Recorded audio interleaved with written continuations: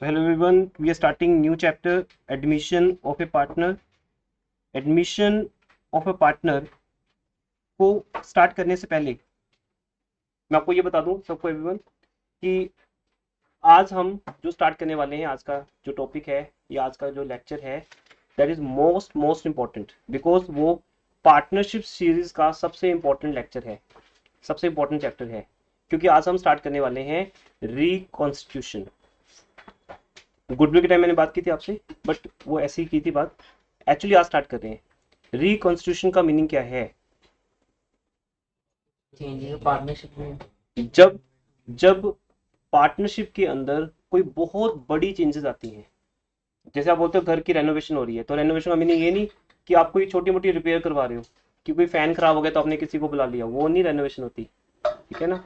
Renovation होती है बड़े लेवल पे, कि सर हमने तो पूरा घर ही तोड़ दिया, तोड़ के नया बना दिया, पूरी किचन हमने मॉड्यूलर बना दिया, सब तोड़ के नया बन रहा है। तो आज जो हम स्टार्ट करने वाले हैं, that is not called admission, वह है रिकॉन्स्टिट्यूशन। और रिकॉन्स्टिट्यूशन कब होता है? जब पार्टनरशिप में कोई बड़ी चेंज आती है। और बड़ी चेंज कहां से आएगी? अब यहां से जो मैं टॉपिक स्टार्ट कर रहा हूं, रिकॉर्डिंग में एक बार बोल दूं, यहां से आपकी एक न्यू यूनिट स्टार्ट होती है। इससे पहले जो भी यूनिट 1 में 2 चैप्टर्स थे, गुडविल यूनिट 1 में ही माने जाते हैं, पार्टनरशिप फंडामेंटल एंड गुडविल। उसमें से सिर्फ आपको फाइनल एग्जाम में 6 मार्क्स का आएगा, तो टेंशन लेने की जरूरत नहीं है। वो 6 मार्क्स का क्वेश्चन कौन सा आएगा वो भी बता देंगे, आपको कोई टेंशन लेनी मार्क्स के लिए। नॉलेज के लिए वो चैप्टर्स बहुत बढ़िया थे, वो आगे बहुत काम आते हैं। +2 में तो मार्क्स में इतने काम आते हैं, और आगे भी उन चैप्टर्स का कोई रोल नहीं रहेगा जब हम यहाँ से सेकंड यूनिट स्टार्ट कर देंगे। और रिकॉन्स्टिट्यूशन से ही हमारा 12th का नया सिलेबस स्टार्ट होता है। एक्चुअली 12th स्टार्ट ही यहाँ से होती है, मैसेज भी आपको किया गया था। एक्चुअली 12th स्टार्ट ही यहाँ से होती है। यहाँ से जितनी भी अकाउंट्स पढ़ाऊंगा मैं आपको, वो सारी की सारी इंटरेस्टिंग है, क्योंकि +2 अकाउंट्स बोरिंग हो ही नहीं सकती। पार्टनरशिप फंडामेंटल बोरिंग था थोड़ा सा, क्योंकि वो लिंक रखता है +1 के साथ। गुडविल वैसे बीच में एक टॉपिक आ गया, उसका तो ऐसी कोई चैप्टर नहीं मानते उसको हम। तो यहाँ से हमारा नया सिलेबस स्टार्ट हो रहा है। तो हर कोई आज तक जो वीक रहा, टेस्ट नहीं दिए, होमवर्क नहीं किया, क्लासेस रेगुलर नहीं लगाई, या टेस्ट में मार्क्स कम आ रहे हैं, आप अपना रिकॉर्ड चेंज कर सकते हो। यहाँ से आप कुछ भी चेंज हो सकते हो। मतलब अगर वर्स्ट पे हो फिर तो क्या चेंज करना है, फिर तो उतने तो हो ही, अब पे जा सकते हो। लेकिन कोई स्टूडेंट किसी को भी क्रॉस कर सकता है यहाँ से, अगर पढ़ना स्टार्ट कर दे, क्योंकि यहाँ कोई एक्सक्यूज है ही नहीं आपके पास कि सर मुझे वो चैप्टर नहीं आता इसलिए समझ नहीं आ रहा, मुझे +1 नहीं आती इसलिए समझ नहीं आ रही। यहाँ अगर नहीं समझ आता, या मेरा फॉल्ट है, मुझे समझाना नहीं आता। अगर मुझे समझाना आता है, क्लास में समझ के जाते हो, तो फिर बेटा सेकंड आपका फॉल्ट है कि घर जाके तुम होमवर्क नहीं करते। डेली बेसिस पे वर्कशीट मिलेगी, असाइनमेंट्स होंगी। यहाँ से मेरा पढ़ाने का पैटर्न भी थोड़ा सा अलग हो जाएगा। प्रीवियस ईयर की रिकॉर्डिंग्स को हम यूज़ नहीं करते हैं, यहाँ कुछ नया डालते हैं हमेशा, हर साल। ठीक है? तो हर साल कुछ ना कुछ मेरी क्रिएटिविटी होती है, ये मेरा अपना पैशन है। मैं अपनी टीचिंग को ही अच्छा नहीं मानता प्रीवियस ईयर की, मैं मानता हूँ कि इस साल मैं और बेटर करने वाला हूँ कुछ, और ऐसे आपको करना चाहिए। नए चैप्टर से और जोश के साथ और एनर्जी के साथ आपको आना चाहिए, और यहाँ से आपको हर चीज़ समझ आएगी। जो आज पढ़ाने जा रहा हूँ यहाँ से एंड तक, नवंबर तक, तो सिलेबस का हमारे +1 से कोई लिंक नहीं है। तो माइंड से वो इंप्रेशन निकाल दो कि मैं +1 में वीक था, मुझे अकाउंट्स आती नहीं थी, तो भी कोई बात नहीं, क्योंकि अब यहाँ से जो अकाउंट शुरू होने वाली है, वो अकाउंट्स हमने +1 में कभी की ही नहीं। अब यहाँ पे वो सारी बातें होनी ही नहीं, कोई प्रॉफिट एंड लॉस अकाउंट की बातें नहीं होनी, कुछ नहीं होना, सब कुछ नया है। इसलिए नया है तो इंटरेस्टिंग भी है, और एक आपके पास गोल्डन अपॉर्चुनिटी भी है यहाँ से वापसी करने की। पता है, जैसे मैच में वापसी करने के लिए अगर 2 ओवर मिल जाए, 30 स्कोर लग जाए उसमें, तो मैच में वापसी हो जाती है, हारा मैच हम जीत जाते हैं। ऐसे बेटा यहाँ से वापसी कर लोगे, पिछले सिलेबस की मैं गारंटी ले रहा हूँ, मैं दोबारा करवा दूंगा, कोई दिक्कत नहीं है, हम आप लोगों के लिए बने हैं। तो आपके लिए सब कुछ हो सकता है यहाँ पे। यहाँ से लेकिन जो होगा वो दोबारा कभी नहीं होगा, वो कभी नहीं दोबारा होता। स्टूडेंट्स रिकॉर्डिंग देखते हैं, या उनके लिए इंडिविजुअल टीचर लगा दिया जाता है। जितने स्टूडेंट्स इसके बाद भी लेट आएंगे, मैं बोलूँ ठीक है, आपको फिर कोई और टीचर टीच करेंगे, मेरी से रिकॉर्डिंग मिलेंगी, क्योंकि एक लेवल तक ही हम रिपीट कर सकते हैं, फिर मेरे पास भी टाइम नहीं होता। अभी तक मैं गारंटी ले रहा हूँ। तो आज से आपका फर्स्ट डे मान सकते हैं कि आपकी +2 स्टार्ट हो रही है, और आज है 3 अप्रैल। आप ये मान सकते हो साइकोलॉजिकली, डेज मंथ्स बने हैं वैसे ही मानने पे हो तो आप मानो आज 3 अप्रैल है, आपका +2 का बैच स्टार्ट हो रहा है, आपकी एक नई लाइफ स्टार्ट हो रही है, जहां से आपको सीधा बोला गया कि पार्टनरशिप फंडामेंटल नहीं करना, क्या करना है? रिकॉन्स्टिट्यूशन। चैप्टर 4 से स्टार्ट करना है। चैप्टर 3 चैप्टर 4 के बाद ही होगा, वो पहले होना पॉसिबल नहीं है। स्कूल टीचर करवाते हैं इसलिए समझ कम आता है शायद आपको। चैप्टर 4 के बाद आप देखोगे कि बिल्कुल फ्री में मिलेगा, मैं अभी वो बोलूंगा बीच में लेक्चर के। तो ठीक है, मैं स्टार्ट कर रहा हूँ। तो आज हम क्या स्टार्ट करें एवरीवन? रिकॉन्स्टिट्यूशन, उसका मीनिंग क्या है? बड़ी चेंजेस, बहुत बड़ी चेंजेस। और पार्टनरशिप में बड़ी चेंजेस कब आती हैं? जब पार्टनर्स की क्या चेंज होती है? Profit sharing ratio. सबसे बड़ी चीज तो ये है बेटा, मैं किसी पार्टनरशिप में क्यों जुड़ा हुआ हूं? मुझे वहां क्या मिलता है? प्रॉफिट। ठीक है ना? जैसे मुझे कोई इंस्टीट्यूट बुला रही है कि सर आप हमारे साथ आ जाओ, हमारे बैच को पढ़ाओ यहाँ की, तो वो मुझे पार्टनर बना रहे हैं, तो फिर मुझे क्या देंगे? प्रॉफिट शेयर देंगे। ऑब्वियसली मैं सैलरी पे जाऊंगा नहीं, सैलरी पे तो हम जॉब स्कूल में जॉब कर लें, तो हमारा कैपेसिटी अलग है, तो मुझे पार्टनरशिप चाहिए होगी फिर। तो अगर मैं पार्टनरशिप करता हूँ तो मुझे वहां से क्या मिलेगा? प्रॉफिट। तो वो प्रॉफिट बड़ी चीज हो जाएगी उनके लिए भी और मेरे लिए भी। तो रिकंस्ट्रक्शन का मीनिंग बड़ी चेंज, और बड़ी चेंज का मीनिंग कब बड़ी चेंज आती है? जब प्रॉफिट शेयरिंग रेशो चेंज होती है। अब जब हम रिकंस्ट्रक्शन करेंगे तो हम एक चैप्टर नहीं करेंगे, हम 3 चैप्टर्स करेंगे। आज मैं आपको एडमिशन और पार्टनर नहीं स्टार्ट कराऊंगा अकेला, मैं आपको 3 चैप्टर स्टार्ट करवाऊंगा, क्योंकि 3 चैप्टर्स सेम टू सेम है। चैप्टर 1 का नाम है, बुक के सीक्वेंस को छोड़ दो, चैप्टर 1 का नाम है एडमिशन ऑफ ए पार्टनर, जब आपको ये समझ आ जाएगा। नेक्स्ट चैप्टर है change in profit sharing ratio, फिर है रिटायरमेंट, फिर है डेथ। ये तीनों चैप्टर्स का theory, concept, basics, fundas, rules सब सेम है। इट मीन्स अगर आपको एडमिशन समझ आ जाता है तो अगले 3 चैप्टर्स भी इजीली समझ आ जाएंगे। ये पॉजिटिव बात है। तो नेगेटिव बात भी आ जाएगी कि अगर एडमिशन नहीं किया हमने ढंग से, अभी फिर 15-20 दिन निकाल दिए, ऐसे निकाल देते हो आप ये 15-20 दिन, और 18 जून तक और थोड़ा सा वेट कर लो कि मैं अभी सुधरूंगा नहीं, तो फिर सुधरने का मौका मिलेगा भी नहीं अगले 2 महीने। फिर मैं बोलूंगा बेटा सीधा फिर अगस्त में बात करेंगे, क्योंकि जुलाई तक लिंक रहेगा फिर बातों का। इसलिए रिटायरमेंट, डेथ और चेंज इन रेशो चैप्टर्स आपके जुलाई में चलेंगे, और बहुत ही फास्ट ट्रैक में चलते हैं, क्योंकि वो एडमिशन चैप्टर जैसे ही होते हैं। मैं बताना भी चाहूँगा, लोग सर मत बताओ, हमने सुन लिया, बहुत सुन लिया, अब नहीं मैं पूछूंगा आपसे ये क्या होता है, क्योंकि वो एडमिशन चैप्टर में बहुत बहुत डिटेल में हमने उसको करना है। इसलिए मुझे 3 चैप्टर्स करवाने की नीड नहीं पड़ेगी, मुझे एक ही चैप्टर करवाना है। उसके बाद जब हम वो चैप्टर्स करेंगे तो सही, वो चैप्टर्स बहुत डिटेल में करेंगे, लेकिन वो आपको 80% पहले से आते होंगे, इससे हम ईजी हो जाएंगे। अगर आज मैं चेंज रेशो स्टार्ट करूं तो मुझे 100% आपको पढ़ाना पड़ेगा, लेकिन अगर मैं एडमिशन के बाद कर रहा हूं तो 80% आपको ऑलरेडी आता है। मुझे सिर्फ 20% बताना है जो नई चीज आती है उसके अंदर, 20% नया भी आता है। तो बेसिकली कहने का मतलब, रिकॉन्स्टिट्यूशन में 3 चैप्टर्स हैं और तीनों चैप्टर्स सेम टू सेम है। अब हम इन चैप्टर्स में जाते हैं, एक एक करके बात करते हैं कि new profit sharing ratio change कैसे होती है। मैंने कैसे बोल दिया तीनों चैप्टर सेम है, मैं प्रूव भी करता हूँ 5 मिनट में अपनी पूरी बात। पहले चैप्टर का नाम आएगा, क्या आएगा? Admission of A partner. जब एडमिशन की बात आती है, इसका मतलब कोई एक नया पार्टनर फर्म में एडमिट होगा। ये भी ये सारी बातें सुनने वाली हैं, तो कॉपी पेन बुक पे ध्यान मत दो ना, हाथ पे पकड़ के रखो, 5% एनर्जी उसमें भी जाती है आपकी। आराम से बैठ जाओ, पूरा फोकस रखो लेक्चर पे, पर ये नहीं कि नींद आ रही है फिर सो रहे हो, ठीक है ना? पूरा ध्यान लेक्चर पे, हर एक बात सुनोगे, क्योंकि पहली बात का लिंक दूसरी बात से होगा। दूसरी बात पे जाकर अगर नहीं समझ आ रही वो बात, तो पहली बात सुनी नहीं आपने ध्यान से, इसका मतलब। ठीक है? मेरी हर एग्जाम्पल का एक लिंक होगा, मीनिंग होगा, हर बात को ध्यान से सुनना। एडमिशन का मतलब एक नया पार्टनर फॉर्म में आता है। जब वो फॉर्म में आएगा तो उससे क्या होगा? वो आकर क्या कुछ प्रॉफिट मांगेगा या नहीं मांगेगा? मांगेगा सर, तभी तो वो आ रहा है। किससे मांगेगा? जो पहले पार्टनर्स हैं। तो मान लो पहले 2 पार्टनर्स हैं और पूरा प्रॉफिट 2 पार्टनर्स को मिलता है। अभी मान लेते हैं इक्वल मिलता है, इजी क्या होता है? इक्वल। 2:1, 3:2 मत सोचो। ए एंड बी 2 पार्टनर्स हैं, उनको पैसा क्या मिलता है? Equal, sorry profit. बिजनेस का जितना प्रॉफिट होता है वो उनको इक्वल मिल जाता है। अब जब सी को वो ऐड करेंगे तो क्या होगा? अब सी को थोड़ा सा प्रॉफिट देना पड़ेगा, तो जो प्रॉफिट 2 में बढ़ता था अब किसे बढ़ेगा? 3 में। मेरा पहले 15 मिनट का लेक्चर बहुत ही लेमन होगा, इतना लेमन होगा कि किसी रिक्शा वाले को समझ आएगा। मैं उसको लेमन मानता हूँ, बेचारा स्कूल भी जाता कभी। आप तो फिर भी +2 कॉमर्स के स्टूडेंट हो, तो मतलब ही ना समझ आने का। तो अगर तीसरा बंदा ऐड होता है तो रेशो चेंज होगी कि नहीं होगी? होगी, क्योंकि जो प्रॉफिट पहले 2 लोगों को मिलता था अब किसको मिल रहा है? 3 लोगों को। अच्छा, अगर पहले 3 पार्टनर्स थे और फोर्थ आ रहा है, तो फोर्थ के आने से रेशो चेंज होगी कि नहीं होगी? होगी। ठीक है, तो एडमिशन से हमें समझ लिया, बाकी हम बहुत डिटेल में भी जाने वाले हैं आज।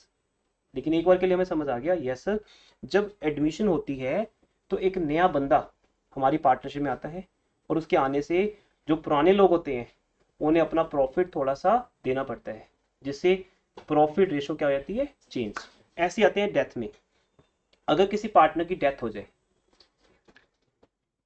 अगर इस पार्टनर डेथ हो जाए, तो जो पार्टनर की डेथ हो जाएगी, जितना प्रॉफिट आप उसको देते थे आगे से उसको देना बंद, वो तो डेथ ही होगी उसकी। आज तक का प्रॉफिट तो मिलेगा उसको, पर डेथ के अगले दिन से प्रॉफिट मिलना बंद हो जाएगा। तो प्रॉफिट किसका बढ़ जाएगा, जो पार्टनर बचेगी। अब 3 पार्टनर है, ये तो नहीं तीनों की डेथ होगी। ए बी सी में से बी की डेथ हुई है किसी रीजन से, ए और सी तो है ना दुनिया में, तो आगे से प्रॉफिट रेशो चेंज हो जाएगी। फिर आता है रिटायरमेंट। रिटायरमेंट का मीनिंग है कि एक पार्टनर कहता मेरी हेल्थ इश्यू चल रहा है थोड़ा सा, ये मेरा मन नहीं करता, इसलिए मुझे फॉर्म में से क्या होना है, रिटायर होना है, तो रिटायरमेंट ले लेता है वो। ठीक है। अब जब रिटायरमेंट लेता है तो रिटायरमेंट के टाइम क्या होता है, वो फॉर्म में चला जाता है, चाहे डेथ नहीं हुई उसकी, पर जा तो रहा है। क्या रिटायरमेंट के बाद भी उसको प्रॉफिट देते रहोगे, क्योंकि जब वो जाएगा फॉर्म से तो साथ में अपनी गुडविल भी लेके जाएगा, गुडविल का पैसा लेके जाएगा, अपनी कैपिटल भी लेके जाएगा, सब लेके जाएगा। तो आगे से क्या उसको प्रॉफिट मिलेगा, नहीं। मतलब जो प्रॉफिट रेशो 3 लोगों में थी पहले, जो प्रॉफिट 3 लोगों में बढ़ता था, किसे बटेगा, 2 में। मान लो आप 3 फ्रेंड्स घूमने जा रहे हो और आपने कोई कॉमन चीज बना ली, एक लंच बॉक्स तैयार कर लिया कि तीनों भाई बैठ के वहां खाएंगे। अब बीच में से एक को निकलना पड़ गया, एक का प्रॉब्लम हो गया कैंसिल, तो अब वो लंच किस में बटेगा, 2 लोगों में। तो 2 लोगों के तो गेन हो गया। अगर आज थर्ड होता, बोलते यार अगर थर्ड होता ना, तो 1/3 उसको देना पड़ता। अब उसकी होगी डेथ या हो गया वो रिटायर, तो अब वही प्रॉफिट हम दोनों को मिलेगा। तो मेरा मेन मोटिव है ये बोलना, प्रॉफिट शेयरिंग रेशो चेंज हो रही है नहीं हो रही, हो रही है। थर्ड चैप्टर आता है change in profit sharing ratio. जब प्रॉफिट शेयरिंग रेशो चेंज होती है, मान लेते हैं 2 पार्टनर्स या 3 पार्टनर्स थे ए बी सी। जब पार्टनरशिप बनी थी तब सबका प्लस माइनस था, मतलब किसी ने पैसा ज्यादा लगाया था, किसी ने कम लगाया था, कोई एक्सपीरियंस था तो कोई नया था। तो जब रेशो बनती है तो रेशो डिसाइड हुई कि भाई ऐसे ए को मिलेगा 5, जिसका रीजन हो सकता है ए की कैपिटल ज्यादा है, ए ज्यादा एक्सपीरियंस है, ए ज्यादा काम करेगा। और बी की रेशो क्या थी, 3, और सी की रेशो क्या थी, 2। क्योंकि पार्टनरशिप का मीनिंग यही है कि 3 पार्टनर्स हैं, उनकी एक रेशो होती है, उस रेशो में वो प्रॉफिट को बांटते हैं। लेकिन टाइम के साथ साथ 15 से 10 साल में, 5 साल में क्या हुआ, बी ने भी और पैसा लगा दिया फॉर्म में, सी ने भी और लगा दिया। बोर्ड पे सामने देखोगे ज्यादा समझ आएगा। दोनों ने पैसा लगा दिया, दोनों एक्सपीरियंस भी हो गया, अब काम भी दोनों बराबर का कर रहे हैं, तो क्या पूरी लाइफ वो कम ही लेते रहेंगे ऐसे, नहीं ना। ए को खुद भी फील होगा, और ए ना भी फील करे, उसके अंतरात्मा ना भी जागे, तो बी और सी के तो जागेगी, बोलेंगे भाई अब गलत हो रहा है, अब हमारा पैसा भी बराबर का, हमारा मेहनत भी बराबर का, अब हमें प्रॉफिट कम क्यों मिल रहा है। इसलिए फ्यूचर में हो सकता है, आज चलो 532 है, लेकिन 5 साल बाद, 10 साल बाद ये बात सामने आएगी आएगी कि पार्टनर्स की क्या करो, प्रॉफिट शेयरिंग रेशो चेंज करते हैं। वो क्या कर देते हैं, इक्वल। कि भी अब क्या होगा, पहले क्या होता था बेटा, पहले 10 में से 532 का मीनिंग क्या है, 10 में से ए को मिलता था 5, या उससे कम या उससे कम, बी और सी को। अब क्या होगा, अब होगा इक्वल। अब एक प्रॉफिट के 3 हिस्से होंगे, उसमें से बराबर बराबर मिलेगा सबको, 1/3 1/3 1/3। अभी भी क्या हुआ, चेंज इन रेशो। तो ओवरऑल समझे, रिकॉन्स्टिट्यूशन, क्योंकि किसी स्टूडेंट को अगर ये नहीं पता और उसे एडमिशन के क्वेश्चन करने आते हैं, वो मेरे हिसाब से इंटेलिजेंट कभी नहीं है। बेसिक से थ्रू हमें पढ़ना है हर चीज को, और मैंने पूरा ट्राई किया आज तक आपको प्लस एंड सब तक बेसिक सिखाने की। रिकॉन्स्टिट्यूशन का मीनिंग बड़ी चेंज, और बड़ी चेंज के अंदर क्या आता है, प्रॉफिट शेयरिंग रेशो का चेंज होना। उसके बाद जो बातें होंगी वो बड़ी छोटी छोटी बातें होंगी। तो आपने देखा admission, retirement, death, change in ratio, ये चारों चैप्टर्स में प्रॉफिट शेयरिंग रेशो ही चेंज हो रही है, इसलिए इनमें से कोई भी चैप्टर आज स्टार्ट किया जा सकता है। हम आज change in profit sharing ratio भी स्टार्ट कर सकते हैं। जब उसको कर लेंगे तो एडमिशन में टाइम कम लगेगा, बट वो छोटा सा चैप्टर है, वो ज़्यादा पॉइंट्स हमें सिखा नहीं पाएगा, इसलिए हम बड़े चैप्टर को पकड़ते हैं। जब हम एडमिशन जैसा बड़ा चैप्टर कर लेंगे तो ये हमें 80% सिखा चुका होगा कि आपको बाकी 3 चैप्टर्स में क्या करना है। इसलिए क्योंकि आपने देखा कि तीनों में रेशो चेंज होती है आपस में, तो तीनों में होने वाला काम भी क्या होगा, सेम होगा, तीनों की वर्किंग भी सेम होगी।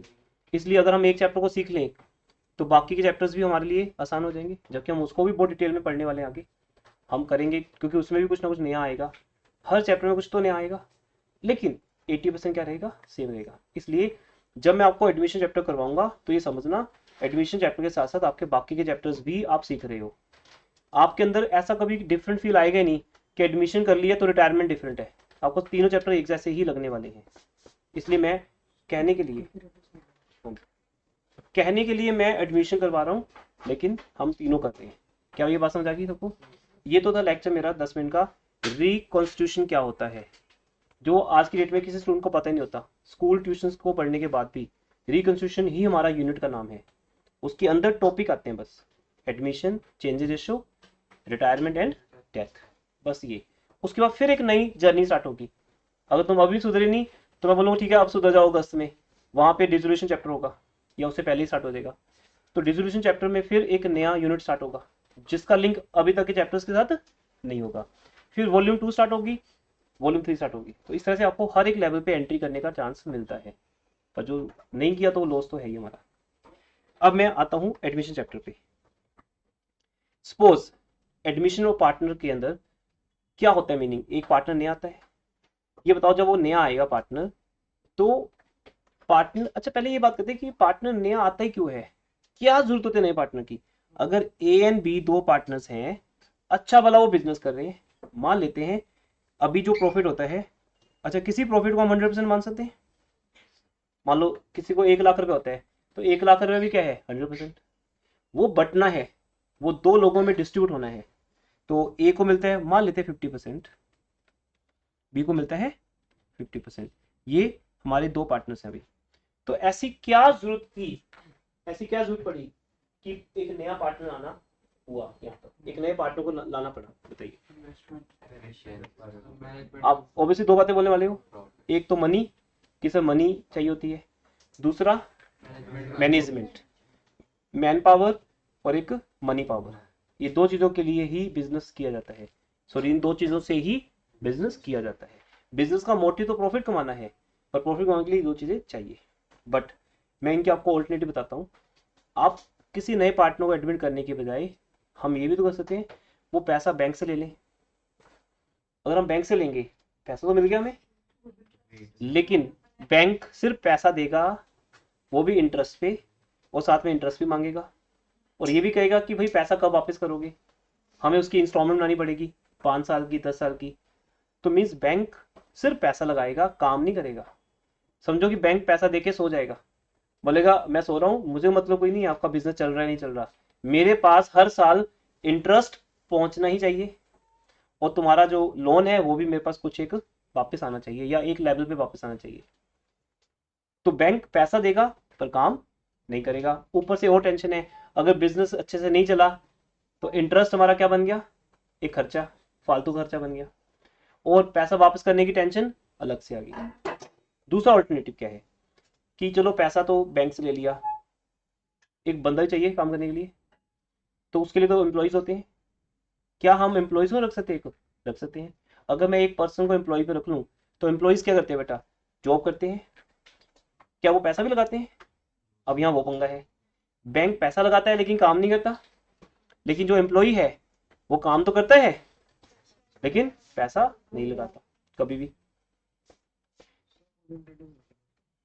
ठीक है, तो वो पैसा नहीं लगाएगा तो क्या होगा इससे, वो बस जॉब करेगा, उसको पता है कि मैंने इतनी जॉब करनी है, इतने टाइम से इतने टाइम के बीच में आना है, मुझे बिजनेस की ग्रोथ के लिए काम नहीं करना है।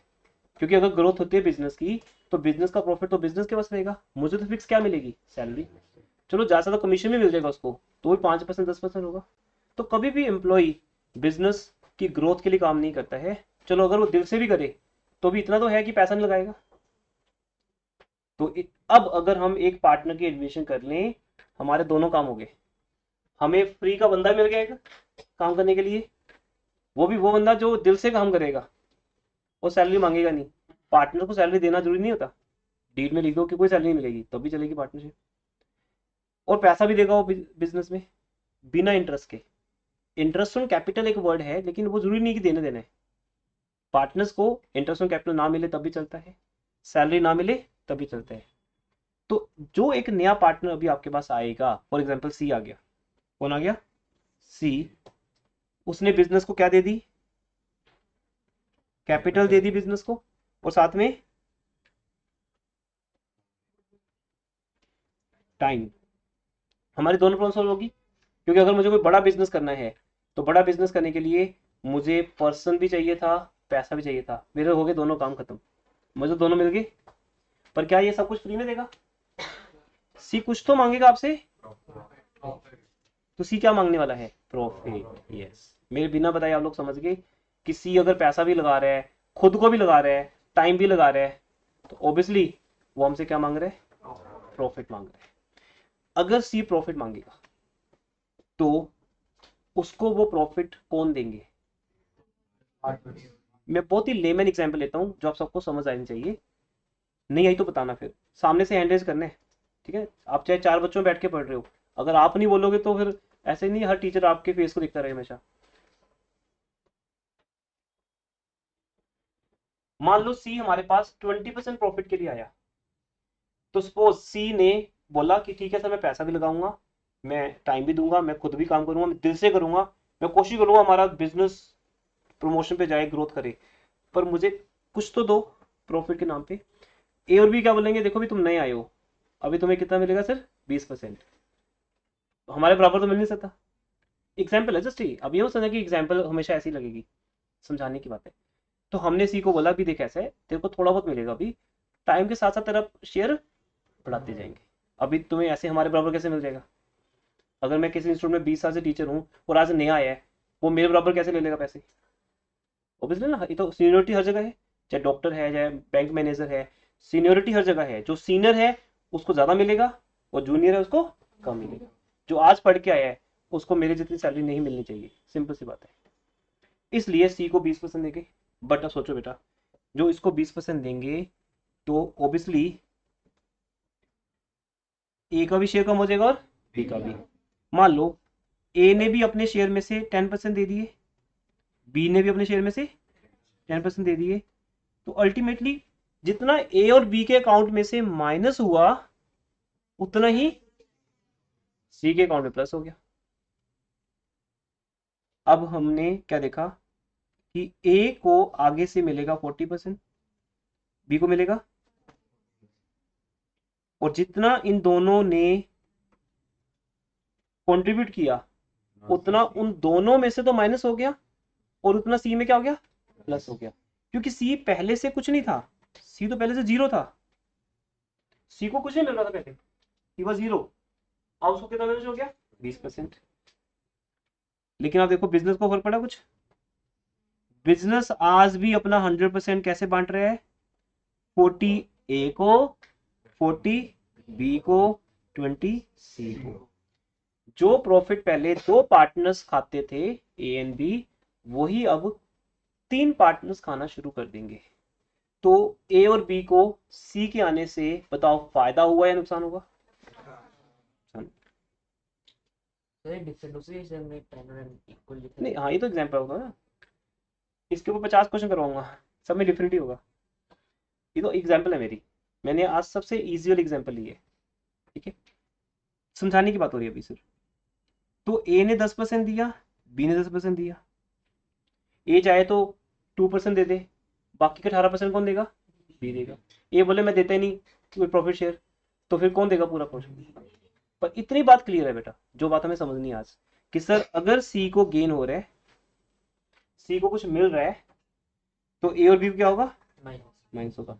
और लेमन एग्जांपल देता हूँ आपको मैं, आपको कहीं पे 500 रुपए का नोट मिला गिरा हुआ, ठीक है? आपने तो उठा लिया, आप तो खुश हो, आपको तो फायदा हो गया।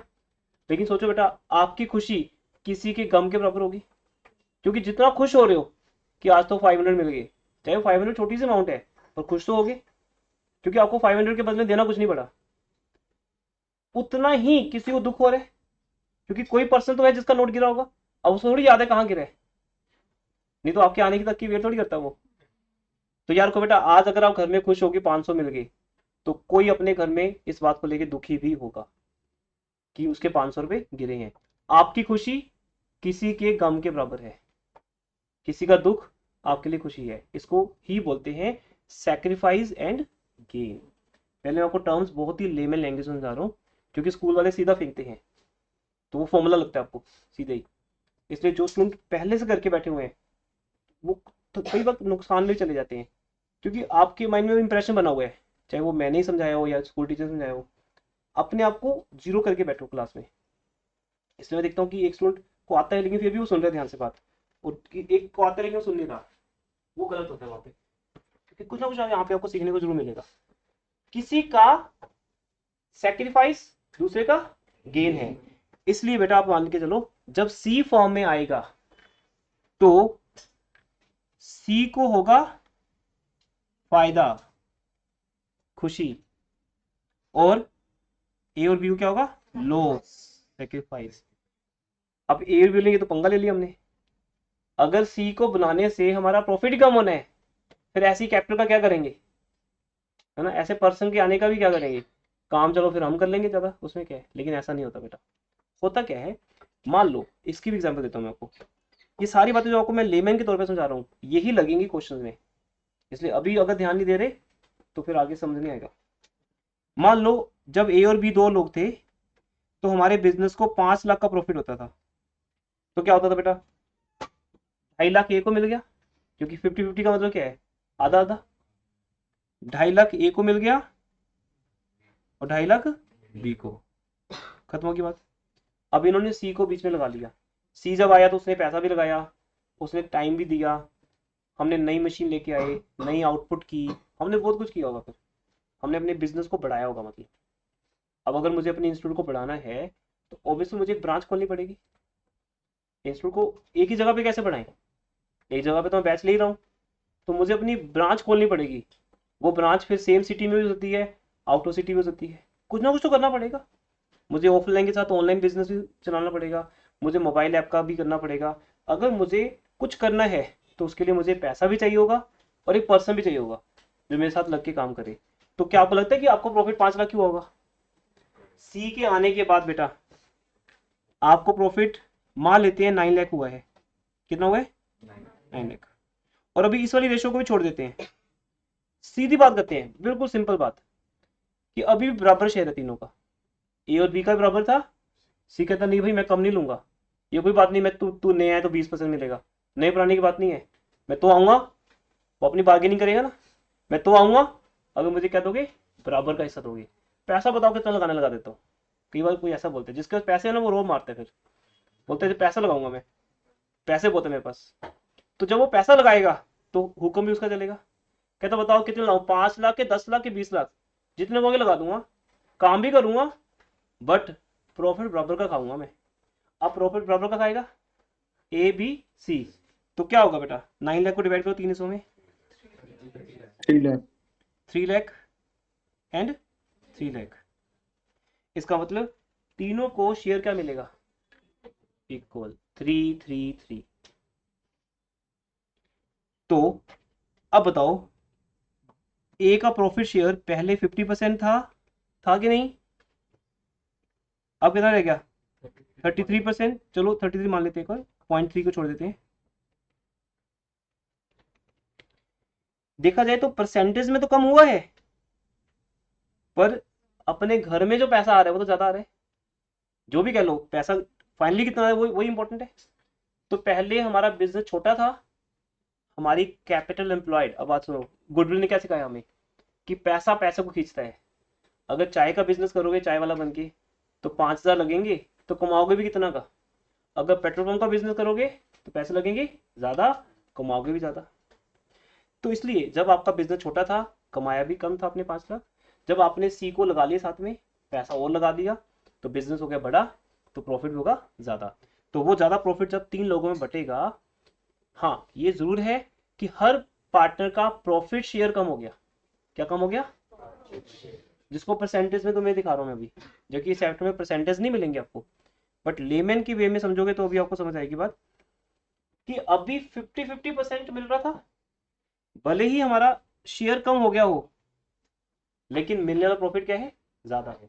इसलिए ये बात दिमाग से निकाल देना कि सर नए पार्टनर के आने से ए और बी को फाइनली लॉस होता है। हाँ, एक बार जो लॉस होता है उसको बोलते हैं सैक्रिफिकेशन।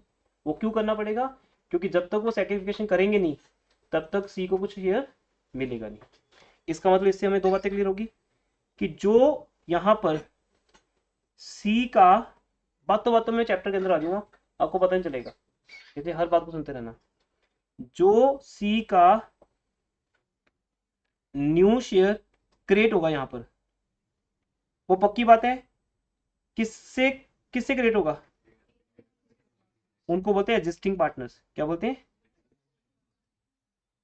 वो पक्की बात है ए और बी से क्रिएट होगा। कुछ ए देगा अपनी पॉकेट से, कुछ बी देगा।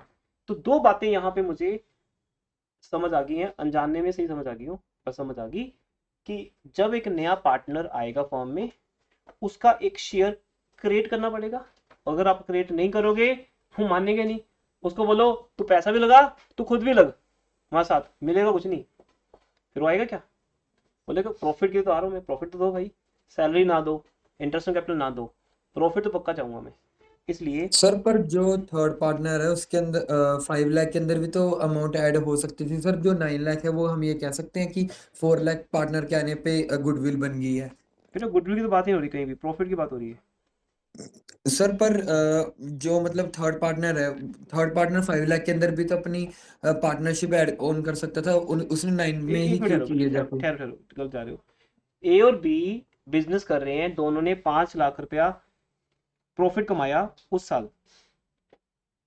कितने पैसे लगाए ये नहीं मुझे पता, ए और बी ने कितना प्रॉफिट कमाया? 5 लाख। मैं सिर्फ ये बोल रहा हूँ सी जब आएगा तो वो और पैसा भी लगाएगा, टाइम भी लगाएगा, तो उसके आने के बाद प्रॉफिट 5 लाख नहीं रहेगा।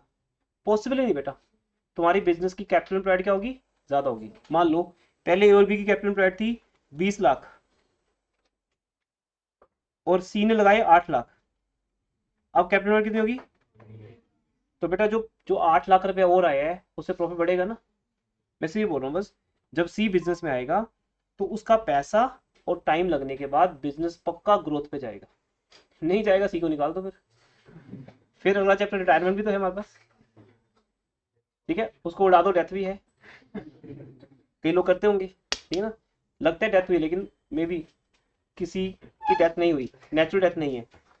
तो अगर आपको लगता है सी को रास्ते से हटाना है तो आपको नेक्स्ट चैप्टर भी सिखाया जाएगा डेथ, रिटायरमेंट, मजबूर कर दिया जाएगा उसको, मेंटली इतना टॉर्चर किया जाएगा सी को, वो खुद ही बोलेगा भाई मैं नहीं रह सकता यहाँ पे, मुझे जाना चाहिए। तो मतलब सी की रिटायरमेंट या डेथ जब हो जाएगी तो ठीक है। अभी फिलहाल क्या बात हो रही है, सी के आने से सब अच्छा सा सोचते हैं अभी हम कि प्रॉफिट बढ़ेगा और प्रॉफिट तीनों में बटेगा। तो भी सी को जितना मिल रहा है वो तो उसका नसीब है ही है, वो तो गुड लक में है ही है, बट ए का भी प्रॉफिट बढ़े और बी का बढ़े। ये मैं वैसे एक बात बता रहा हूँ, इस बात की इंपॉर्टेंस ज्यादा नहीं है, सिर्फ समझाने की बात है कि ये सब चीजें क्या होती हैं रियल लाइफ में। समझ, डाउट क्लियर हो गया आपका? Yes sir. अभी गुडविल की बात कहीं नहीं आई बेटा, अभी हम सिर्फ एक बड़ी बात पे बात कर रहे हैं, क्योंकि अगर मैं आपको वो आज समझा पाया तो फिर आगे हम गुडविल की बात तो थर्ड लेक्चर पे करेंगे। आज हम सिर्फ बात करने वाले हैं कि एडमिशन चैप्टर के स्टार्टिंग में ही क्या होने वाला है, तीनों पार्टनर्स की प्रॉफिट शेयरिंग रेशो निकालनी पड़ेगी हमें। क्यों? क्योंकि सी के आने से ए और बी का प्रॉफिट कम हो गया और सी का प्रॉफिट बढ़ गया, या उसको एक नया शेयर मिल गया। बड़ा तो नहीं बोल सकते क्योंकि वो पहले जीरो था, उसका शेयर क्रिएट हुआ है, सी एक नया पार्टनर है, तो उसमें क्या बोलेंगे? सी का शेयर क्रिएट हुआ है, और जितना क्रिएट हुआ है उतना ही ए और बी का शेयर कम हुआ है। अकेले ए का भी कम हो सकता है, अकेले बी का भी, दोनों का भी, कैसे भी मतलब, लेकिन पक्की बात है कि जितना सी को मिलेगा, इतनी बात मैं कॉमनली बोल सकता हूँ, वो कौन लोग देंगे? Existing partner. क्या बोलेंगे? तो बीच बीच में मैं बुक की लैंग्वेज भी यूज कर रहा हूँ। Existing partners A and B will sacrifice something for C, और वो समथिंग ही सी का क्या होगा, शेयर होगा। अब कल को अगर सी को 30% चाहिए, देखते हैं अब एग्जाम्पल कितनी समझ आती है आपको। अगर सी को 30% चाहिए बेटा तो क्या होने वाला है, अब एग्जाम्पल चेंज कर लेते हैं। तो मान लो ये कहता है मैं 10% दे दूंगा, अभी इससे ज़्यादा नहीं मेरे घर का खर्चा चलेगा नहीं, तो अब एक घर के खर्चे ज़्यादा है, मेंबर ज़्यादा है, वट एवर। तो ये कहता है देखो मैं इससे ज़्यादा दे सकता, बी कहता कोई बात नहीं मैं कंफर्टेबल हूँ, मैं 20% शेयर भी सेक्रीफाइस कर सकता हूँ, तो ठीक है। तो इसका मतलब सी को जो 30% मिला वो किससे मिला, गेन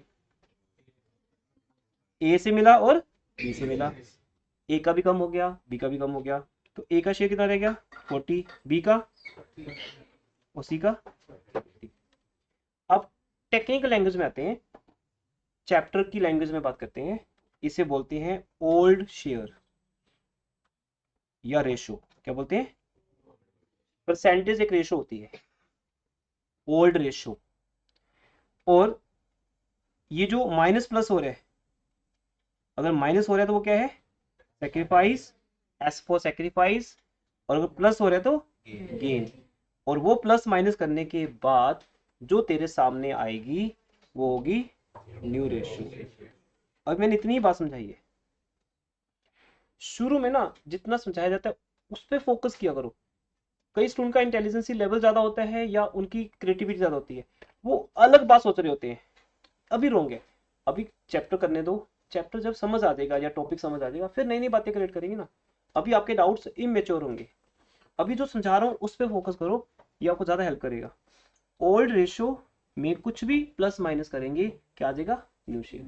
मेरे लास्ट एग्जांपल, उसके बाद हम चलते हैं न्यूमेरिकल एस्पेक्ट पे। ये था थ्योरी एस्पेक्ट।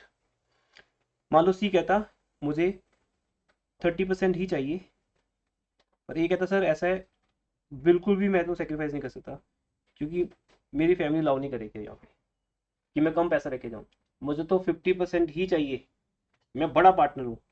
एक्चुअली मान लो ये हुई बड़ा पार्टनर, सारा पैसा लगाया उसने मान लो ज़्यादा, वही मेन है। देखो कहीं हर जगह पे एक मेन होता है, अगर 10 लोगों का ग्रुप है उसमें एक तो उनका लीडर होगा जो ज़्यादा मेन है, ठीक है। तो इसलिए हो सकता है ए लीडरशिप में है यहाँ पर, ये कहता है देखो मैं तो नहीं सेक्रीफाइस करने वाला, बी कहता मैं भी नहीं करने वाला, सी होता फिर मेरे को क्यों बुलाया, why to waste my time, जब आप लोगों ने प्रॉफिट सेक्रीफाइस करना ही नहीं तो मुझे कहाँ से मिलेगा। वो अलग बात है कल को 5 लाख का 8 लाख होगा, 9 लाख होगा या नहीं होगा, वो बाद की बात है, फ्यूचर बताएगा किसी के आने से फर्म का प्रॉफिट बढ़ता है या नहीं बढ़ता। पर डेफिनेटली आज क्या होगा बेटा प्रेजेंट में, मैं तो फ्यूचर दिखा रहा था आपको उस टाइम जब से वांशु ने डाउट पूछा, लेकिन मैं तो प्रेजेंट की बात कर रहा हूँ कि प्रेजेंट में ए और बी अगर सेक्रीफाइस नहीं करते तो सी को बोला जाएगा सॉरी आपको हम पार्टनरशिप में नहीं दे पाएंगे, क्योंकि हमारे पार्टनर्स जो है वो ज़्यादा ही फजी हैं, ठीक है ना। तो ज़्यादा फजी है तो वो मतलब हाँ एग्री नहीं कर रहे कि नहीं हम नहीं करेंगे, तो ठीक है बात बनी नहीं। कई बार ऐसा भी होता है, एडमिशन होते होते रह जाती है, ठीक है। तो लेकिन मेरे इस एग्जाम्पल में कुछ तो होना चाहिए ना, तभी एडमिशन चैप्टर स्टार्ट होगा। तो बी कहता कोई बात नहीं सर, कोई बात नहीं मैं देता हूँ 30%। तो भी समझ रहे हो, बी का सेक्रीफाइस किसके गेन के बराबर है, सी के। अब ऐसा करने के बाद ए का शेयर कितना हो गया, ए का शेयर वही 50% है ना, ए ने सेक्रीफाइस किए नहीं, और बी का शेयर कितना हो गया 20 और सी का 30। तो ओल्ड रेशो थी 5:5 या 1:1, अगर हम काट दे तो 1:1 ही बन जाएगा। जो न्यू रेशो है वो है 5:3। ऐसे ऐसे क्वेश्चन बनेंगे हमारे पास। तो मैंने सारी ऑप्शन बता दी आपको, अकेला ए करे अकेला बी करे दोनों मिलके करे कैसे भी करे, लेकिन ये पक्की बात है, दो बातें पक्की है बेटा, सी हमेशा गेन करेगा जो नया पार्टनर है, और एग्जिस्टिंग पार्टनर हमेशा सेक्रीफाइस करेंगे। वो एग्जाम्पल मैं अभी दे सकता हूँ आपकी क्लास में भी। जैसे एक नया स्टूडेंट एंटर करता है, मान लो कोई अभी लेट आया, अब वो जिस भी डेस्क पे जाएगा बैठने के लिए वहां के स्टूडेंट टाइट हो जाएंगे, उनको अपना एक सीट का शेयर देना पड़ेगा। कई बार मना करते हैं नहीं नहीं चल भी आगे ऐसा होता है जब तुम लेट आओगे तो ऐसे सुनना पड़ेगा, मिलेगा, बोले नहीं आगे जा आगे जा। तो बस में भी ऐसे होते हैं, अब बस में 2 लोग बैठे, 2 लोग में थोड़ा सा शेयर कर दो, बोले नहीं हम क्यों करें, हमें कौन सा मिल रहा है, यही अगर आप किसी को बोलो कि भाई मेरी जाके सीट रोक लेना, तेरे को चॉकलेट फ्री, तो मतलब वो तेरे लिए सीट रोकेगा, किसी को बैठने देगा नहीं, नहीं भाई ये तो कि मेरे फ्रेंड की सीट है, वहाँ यहाँ तो वही बैठेगा, उसका बैग पड़ा है देख यहाँ पे, है ना, वही बैठेगा। तो यहाँ क्या है, रिजर्वेशन, क्योंकि उसको मिल रहा है कुछ, सबके सामने नहीं वो बता रहा, लेकिन उसे कुछ ना कुछ तो मिल रहा है, जिस कारण से वो अपने फ्रेंड का सीट रिजर्व करके रखता है हमेशा, किसी और को बैठने देता ही नहीं है। ये एग्जाम्पल आपको हर लाइफ के में मिलेगी। अगर अगर आपकी लाइफ चल रही है और उसमें कोई नया आ गया, तो उसके नए आने से ए या बी या दोनों को फर्क तो पड़ेगा। अगर ए और बी दोनों अपनी सीट छोड़ने को तैयार ना हो तो सी कहां से बैठेगा? तो सी को अगर प्रॉफिट शेयर चाहिए तो कौन देगा उसको? A and B. तो ये 30 मिनट्स का एक बेसिक लेक्चर था जो कहीं ना कहीं मिसिंग होता है स्कूल में, इसलिए शायद आपकी स्टार्टिंग अच्छे से नहीं हो पाती। तो यहां से आपकी स्टार्टिंग हो चुकी है। अब हम चलते हैं न्यूमेरिकल एस्पेक्ट पे। यहां से न्यूमेरिकल स्टार्ट होते हैं। और अभी जो मैंने लेक्चर दिया उस लेक्चर से आपको एक बात समझ आ गई कि इस चैप्टर में सबसे पहला क्वेश्चन क्या आने वाला है। जो मैं लिखूंगा वही आपका टॉपिक होगा। ये नहीं बुक से देख के मैंने बोल दिया कि आपको तो पहले से पता होगा सर, नहीं।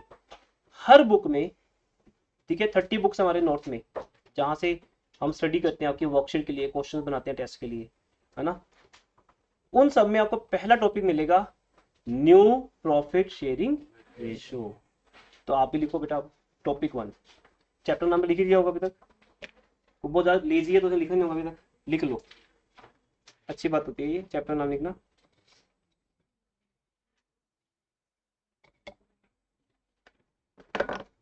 तो चैप्टर का नेम क्या है? Admission of A partner.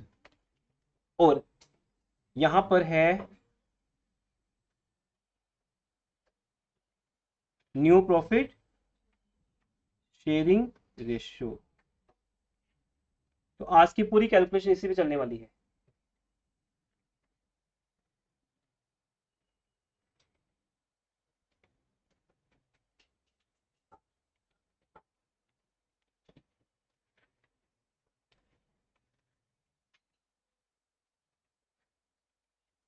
अब देखिए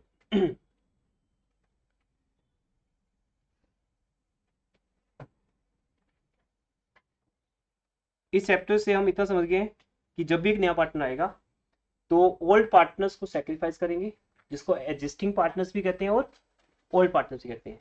और जितना ही वो सेक्रीफाइस करेंगे उतना ही सिर्फ किसको मिलेगा? न्यू पार्टनर, अदरवाइज मिल ही नहीं सकता। तो इस चैप्टर की जो लैंग्वेज है वो परेशान करती है थोड़ा सा शुरू में स्टूडेंट्स को, क्योंकि आज आपको परेशान कर सकती है। तो मैंने उसको इजी बनाने के लिए क्या किया, क्योंकि जो लास्ट ईयर तक का एक्सपीरियंस होता है हमारा उसके बेस पे हम इस साल का लेक्चर फ्रेम करते हैं। जो प्रॉब्लम लास्ट ईयर के स्टूडेंट को आई होगी या किसी एक को भी आई हो जिसने बाद में बोल दिया सर मेरे को तो समझ नहीं आया, तो हमें कुछ चेंज करना पड़ता है अपने आप को कि आज का लेक्चर सबको आ जाए समझ। फिर आप में से जो बोलेगा उस हिसाब से मैं चेंज करूंगा इस साल या अगले साल। तो मैंने क्या किया बेटा, सारे क्वेश्चन को स्टडी किया। स्टडी करके मैंने 3 टाइप्स बना दी आपके लिए। पहली टाइप, ये क्वेश्चन की लैंग्वेज है। और क्वेश्चन वैसे तो न्यू प्रॉफिट रेशियो को कैलकुलेट करने का कोई फिक्स मेथड नहीं है, हर क्वेश्चन नया है, हर क्वेश्चन नया है। और इतने टेक्निकल पॉइंट्स आ जाते हैं कई बार हम कर नहीं पाते, उनको समझ नहीं पाते। फिर भी मैंने इसके 3 लैंग्वेजेस डिसाइड किए हैं। पहला लैंग्वेज जिसमें आपको ऑफ मिलेगा, सॉरी फ्रॉम, आपको फ्रॉम मिलेगा। फ्रॉम मतलब किसी से कुछ मिल रहा है। ए से 20% मिला तो फ्रॉम वर्ड आ गया इसमें। बी से 10% मिला, फ्रॉम वर्ड आ गया इसमें। तो वो सारा कुछ किसको मिला? सी को। फ्रॉम का मीनिंग मुझे ऐसा लगता है मैथमेटिक्स में माइनस होता है, माइनस होता है। दूसरा वर्ड जो मैं यहाँ पे लिख सकता हूँ एज पर माई एक्सपीरियंस, ये से मेरा अपना एक्सपीरियंस है, ऐसा नहीं कि बुक्स में आपको ऐसा कोई चार्ट मिलेगा, क्योंकि बुक्स में से क्वेश्चन मिलेंगे और जब तक हम इसको समझते नहीं वो क्वेश्चन हमें कैटेगराइज नहीं होंगे। तो मैंने क्वेश्चन की लैंग्वेज को अपने हिसाब से 3 पार्ट्स में कैटेगराइज कर दिया। दूसरा पार्ट है ऑफ। ऑफ का मीनिंग मैथ्स में क्या होता है? मल्टीप्लाई। ये सबको पता है मल्टीप्लाई, ये क्रॉस नहीं किया मैंने, मल्टीप्लाई। इसका मीनिंग है कि शेयर डायरेक्टली दिया हुआ, मतलब ऐसे लिखा कि ए अपने शेयर में से दे रहा है। यहाँ पे कुछ लैंग्वेज ऐसे आएगी, फिर हम बाद में डिटेल में समझने वाले हैं, एक एक पॉइंट पे चार चार क्वेश्चन करेंगे। जब तक समझ नहीं आएगा ना मैं छोड़ूंगा आपको ना आप जाना यहाँ से, तो जाने के लिए करना पड़ेगा कॉन्सेप्ट। ऑफ का मीनिंग क्या है कि ए अपने शेयर का 20%, देखो दो बातों फर्क है कि नहीं, ए अपने शेयर में से 20%, में से आ गया, वो हिंदी में ना में से, तो फ्रॉम, अगर हिंदी में क्वेश्चन लिखा होगा तो वो लिखा होगा अपने शेयर में से, लेकिन वेट कर रहा था मैं इस चीज की। अब ये बीच में बजती हैं, ज्यादा शुरू में बजे, शुरू में हम जयकारे लगा सकते हैं, पर बीच में नहीं ना, बीच में सिंगर को डिस्टर्ब करने वाली बात होती है। नंबर 2 सेकंड, ठीक है। अब ऑफ, ऑफ का मीनिंग ए अपने शेयर का 30% दे रहा है, तो ए अपने शेयर में से 30% दे रहा है या ए अपने शेयर का 30% दे रहा है। एक बात तो कॉमन है कि ए ही सेक्रीफाइस करने वाला है, यहाँ पर ए कुछ सेक्रीफाइस करेगा फिर इसी को मिलेगा। तीसरा वर्ड है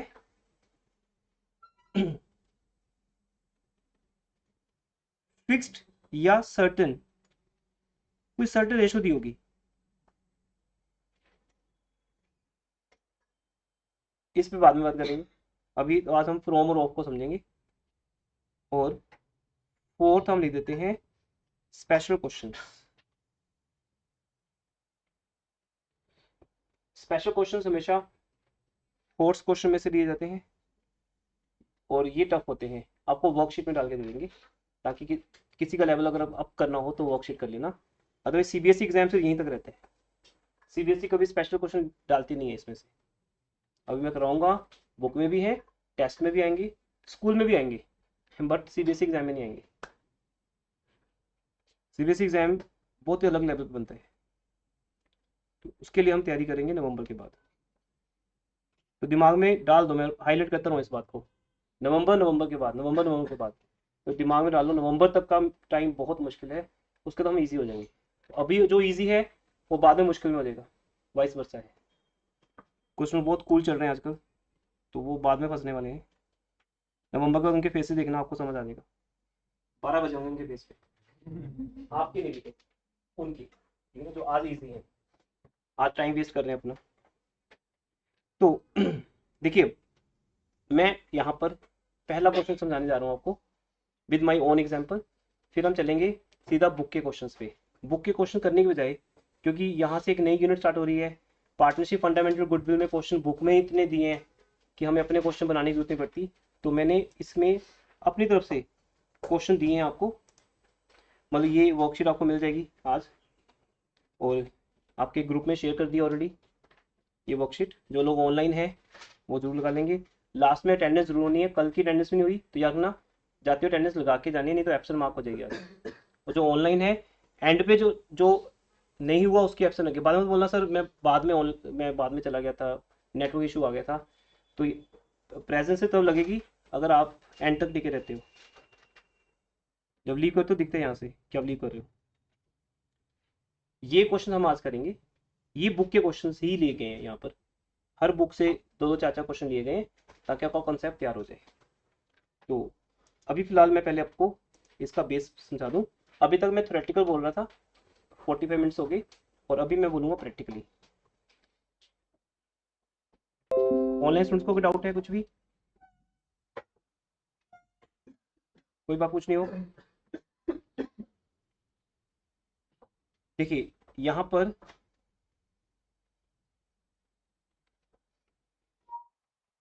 अब जो मैं समझाने जा रहा हूँ उसी पे हमारे क्वेश्चन बेस्ड होंगे।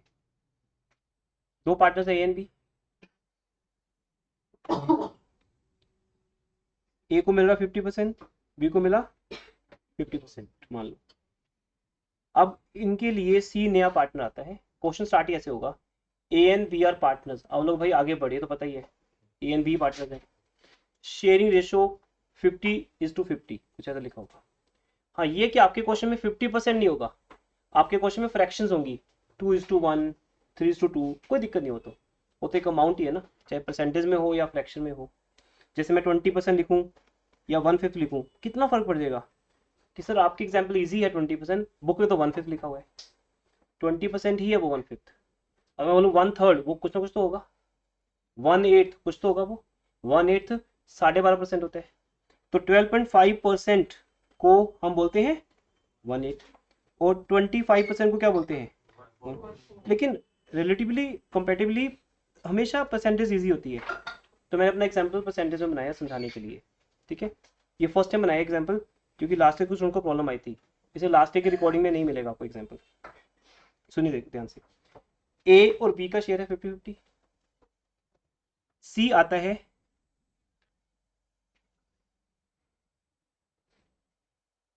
कितने शेयर के लिए, 30% शेयर के लिए। इससे इतनी इंफॉर्मेशन नहीं होगी, साथ में ये भी लिखा होगा विच ही टेक्स फ्रॉम ए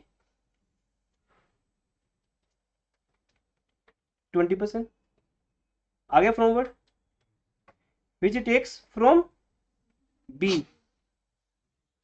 10%।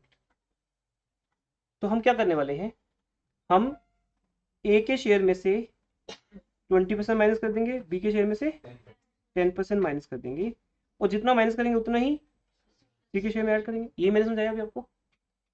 तो फ्रॉम का मीनिंग क्या है आपको अब समझ आ जाएगा कि हमें ऐसे लिखा होगा, और जैसे हम माइनस कर देंगे, ए का न्यू शेयर कितना आ जाएगा 30, बी का, सी का 30।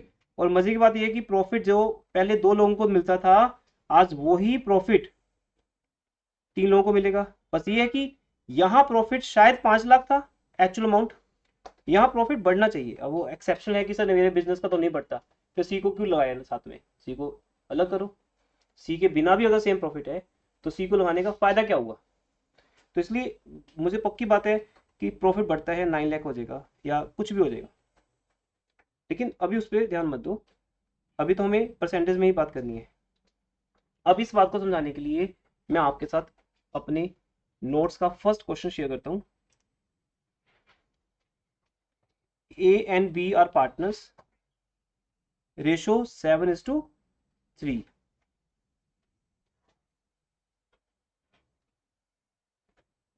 They admit C for 37 share. ये अभी डिस्कस नहीं करते, ठीक है, अभी जरूरत नहीं हमें, पर जाते हुए लेते जाएंगे। इसमें सब क्वेश्चन चाहिए जो करवा रहा हूँ वो सब उसमें है। They admit C for 37 share, which he takes 27 from A, 17 from B। तो समझे इस लैंग्वेज का मीनिंग। फ्रॉम वर्ड पे ध्यान देना अपने, आ गया फ्रॉम, कि ए और बी 2 पार्टनर्स हैं, ये पहले के पार्टनर्स हैं, और जब सी आता है तो वो ए से भी शेयर ले रहा है और बी से भी ले रहा है, तभी तो उसको कुछ मिल रहा है। अब क्वेश्चन है calculate new profit sharing ratio, साथ में एक और क्वेश्चन है ऑल्सो कैलकुलेट सेक्रीफाइसिंग रेशो। देखो अभी न्यू रेशो तीनों की होगी क्योंकि अब 3 पार्टनर्स हो गए नए, पर सेक्रीफाइस कौन करेंगे, 2, ए एंड बी। अभी फिलहाल मान लेते हैं ए एंड बी दोनों कर रहे हैं, ओल्ड पार्टनर्स, एग्जिस्टिंग पार्टनर्स। अभी आंसर निकालना कैसे है, बातों बातों में तो समझ आ गया हमें, पर एक्चुअल प्रेजेंटेशन कैसे रहेगी वो देखते हैं। अच्छा, इसको कभी भी जाने जा सकते हैं, ओरेकलो क्लास ओवर होगी हमारी, ये लेक्चर आप रिकॉर्डिंग में देख लीजिएगा। अब यहाँ 2 पार्टनर्स हैं, आ रहे हो वहां चलिए।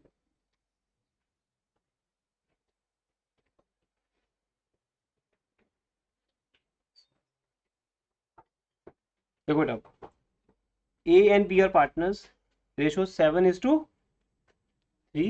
थोड़ी इधर आ जाओ, रिजल्ट दिखेगा मुझे आपको। They admit C for which share 3/7, ठीक है। ये वर्कशीट है जो मैंने आज इशू की है, ऑफलाइन स्टूडेंट लेके जाएंगे, ऑनलाइन स्टूडेंट्स के लिए मैंने पीडीएफ शेयर कर दिया व्हाट्सएप ग्रुप में। तो यहाँ लिखा हुआ है सी 37 शेयर के लिए आते हैं, लेकिन इतना नहीं लिखा होगा, सिर्फ ये लिखा होगा सी को 37 किससे मिलता है, ठीक है, ए से मिलता है और बी से मिलता है।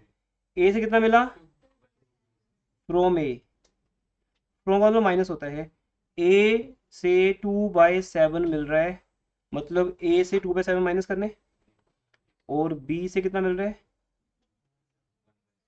अगर तुम दोनों को ऐड करके देखोगे तो भी कितना बन जाएगा, ठीक होगी बात, मतलब क्वेश्चन सही है। अब कैसे करेंगे, तो वेरी सिंपल, हम लिखेंगे यहाँ पर, ये तो क्वेश्चन हो गया, अब सोल्यूशन कैसे बनेगा बेटा, हम लिखेंगे ए का न्यू शेयर कितना है, पहले रेशो नहीं आती, पहले क्या आता है, शेयर। रेशो बनाने का तरीका आपको बता दूं कैसे बनती है रेशो। शेयर इंपॉर्टेंट है, वो तो मेरा शेयर कितना होगा, शेयर वर्ड आपके कोई नया नहीं है। अच्छा, 7 का मीनिंग क्या था बेटा, कि पहले एक प्रॉफिट के 10 टुकड़े होते थे, उसमें से 7 ए को मिलते थे, 3 बी को मिलते थे। तो इट मीन्स पहले जो इनको मिलता था वो लिख लें हम पहले, ए का न्यू शेयर कैसे आएगा, ए को पहले मिलते थे 7/10, उसने उसमें से कितना दे दिया, ये क्लियर कट क्वेश्चन में लिखा हुआ है 2/7। अगर माइनस कर दें, देखते माइनस करना था सबको,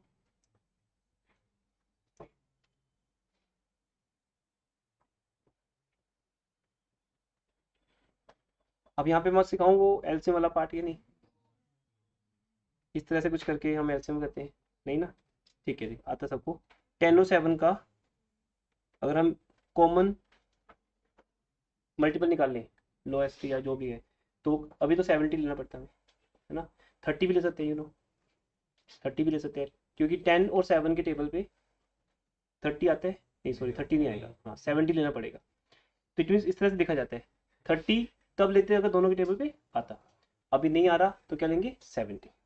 अब 70 आने का मतलब है 7:7, 7 को 7 से, इस हो गई वर्कशीट पूरी है, ठीक है जी,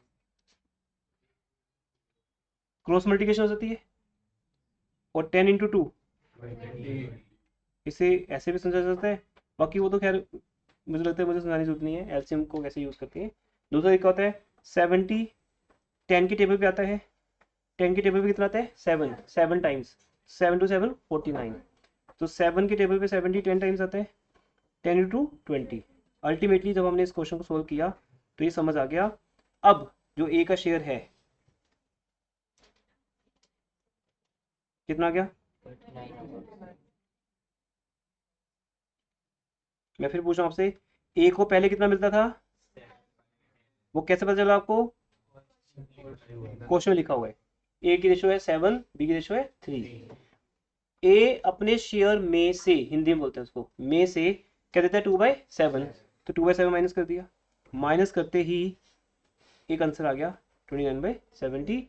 मैथमेटिकल पार्ट ये है, वो सबको आता ही है, नहीं आता तो बाद में रुक जाना, मैं समझा दूँ कॉपी पे एलसीएम कैसे लेते हैं और कैसे करते हैं। दूसरा पार्ट, बी का न्यू शेयर, कोई प्रॉब्लम नहीं है, सीखने की बात है तो कुछ भी सीख सकते हैं हम, उसका कोई लिंक एज के साथ नहीं है। बी का ओल्ड शेयर कितना था 3/10, क्योंकि बी को पहले 3/10 मिलता था, जिसका मीनिंग है कि पहले 10 में से 3 बी के होते थे, उसमें से बी कितना दे रहे हैं 1/7, ठीक है। फिर भी क्योंकि रिकॉर्ड भी हो रहा है और हर लेवल का बच्चा देख रहा है, तो हम कर देते हैं, कैसे होगा बेटा 7 3 21 -10। अब एक बात बहुत अच्छी देखने वाली है कि जब हमने ए और बी में से ले लिया शेयर, जितना ए और बी में से लिया, जो अभी समझाया था आपको बात मैंने, कि जितना ए और बी से लेते हैं उतना ही सी को मिलता है। तो अब अगर हम सी का शेयर निकालें, यहाँ पर सी का नियर शेयर कितना होगा, उसको ए से मिला 2/7, बी से मिला टोटल कितना हो गया, जो कि दिया भी होता क्वेश्चन में, मतलब अब हम ऐसे ना भी लिखते हैं, पर कई बार नहीं दिया होता तो हम ऐसे लिखते हैं फिर। अब ये तो हो गया शेयर, ए का न्यू शेयर, बी का न्यू शेयर और सी का। रेशो बनाने के लिए रेशो की जो ब्यूटी होती है, जो रेशो का जो एक कॉन्सेप्ट होता है वो ये होता है कि जब तक नीचे बेस डिनोमिनेटर इक्वल नहीं है तब तक हम रेशो नहीं लिख सकते। अब ये 70 है, ये 70 है, इसको क्या करेगी 70 बन जाए? 10 से मल्टीप्लाई, अकेला नीचे तो करेंगे नहीं, ऊपर भी करना पड़ेगा। 30/70। तो न्यू प्रॉफिट शेयरिंग रेशो, ये आपका आज का टॉपिक है। ये देखिए आपके नोट्स में लिखा हुआ है calculation of new ratio, new profit sharing. आपकी बुक में ये टॉपिक होगा पहला, जो 3 लोगों के बीच में बनेगी, ए बी एंड सी, 3 के जो बनेगी क्या होगा? 29:11:30। अच्छा, रेशो जब लिखते हैं अगर बेस इक्वल हो तो बाय 70 लिखने की नीड नहीं होती। जैसे जब किसी के 80% मार्क्स आते हैं तो 80% ही लिखा जाता है, ये नहीं कि 80/100 लिखा जाता है। वो होता है कि परसेंटेज में नहीं 100 ही होता है, तो वो तो टोटल 100 ही रहेगा, किसी के 100 में से 80 आए हैं। इसे 29 out of 70, 11 out of 70 and 30 out of 70। लेकिन फिर भी टैली कर लेना चाहिए जब आप स्टार्टिंग में फर्स्ट टाइम कर रहे हो। 29 + 11 + 30 इज इक्वल टू 70। तो ये 70 बनना चाहिए। अगर नहीं बन रहा तो आपने कोई मैथमेटिकल मिस्टेक की है, कैलकुलेशन मिस्टेक की आपने, तो इसलिए ये आंसर आ गया आपका। क्लियर है? दूसरा पॉइंट कहते हैं सेक्रीफाइसिंग रेशो भी बताओ।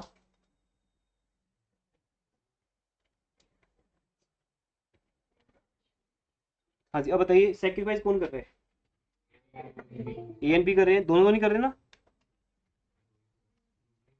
क्या बोला था? तीनों, सॉरी, तीनों तो नहीं कर रहे, दो ही कर रहे हैं, है ना? अब देखो मेरे बोलने पे क्या मिस्टेक हुई, अभी आपने ध्यान दिया? मेरा जो 50% दिमाग था वो इस यूएसबी को लगाने में था, मेरा दिमाग कहीं और था, मैं वर्ड कुछ और बोल रहा हूँ, मतलब पूरा एक्सपीरियंस जीरो हो गया। ऐसा होता है, तभी बोलते हैं ध्यान की बात है मेन। तो आपका ध्यान जब एक जगह नहीं होता, जो स्टूडेंट वीक हैं नॉर्मली वो डफर नहीं है, नॉर्मली वो दिमाग से वीक नहीं है, उनका ध्यान नहीं है क्लास में, इसलिए वो यहाँ से 100% लेके जाते नहीं। होमवर्क वो भी करना चाहते हैं पर उनसे होता ही नहीं, तो जब होमवर्क नहीं होता फिर बहाने होते हैं। इसलिए ध्यान दीजिए बेटा इन सब बातों पे, ठीक है? तो एक टाइम पे एक ही काम करिए, तो मैं रुक के अभी वायर अटैच कर लेता हूँ। देखिए तो अब हम समझ चुके हैं, जब भी सेक्रीफाइस करेंगे दो ही पार्टनर करेंगे, ए करेगा और बी करेगा। ए ने कितना सेक्रीफाइस किया बेटा? 2/7। बी ने कितना किया? बेस सेम है, 7/7, कुछ करने जो तो नहीं, नहीं, तो आंसर आ गया। ये आपका आंसर है इस क्वेश्चन का, ये आपका फर्स्ट क्वेश्चन था।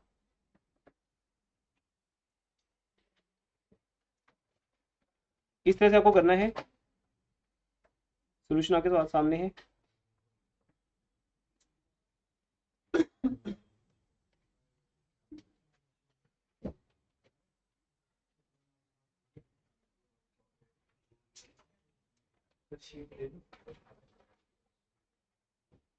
नंबर 2 सेकेंड पार्ट है। अब सेकेंड क्वेश्चन चलते हैं।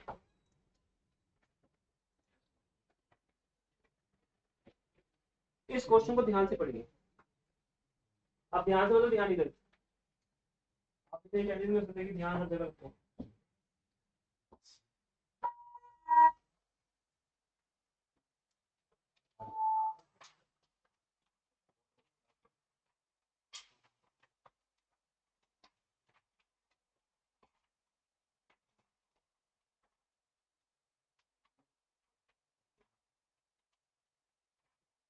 नोट ले लो,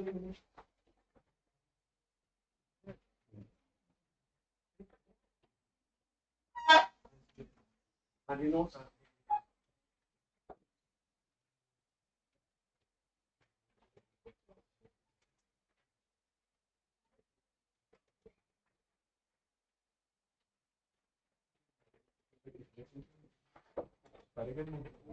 पूछेगा नहीं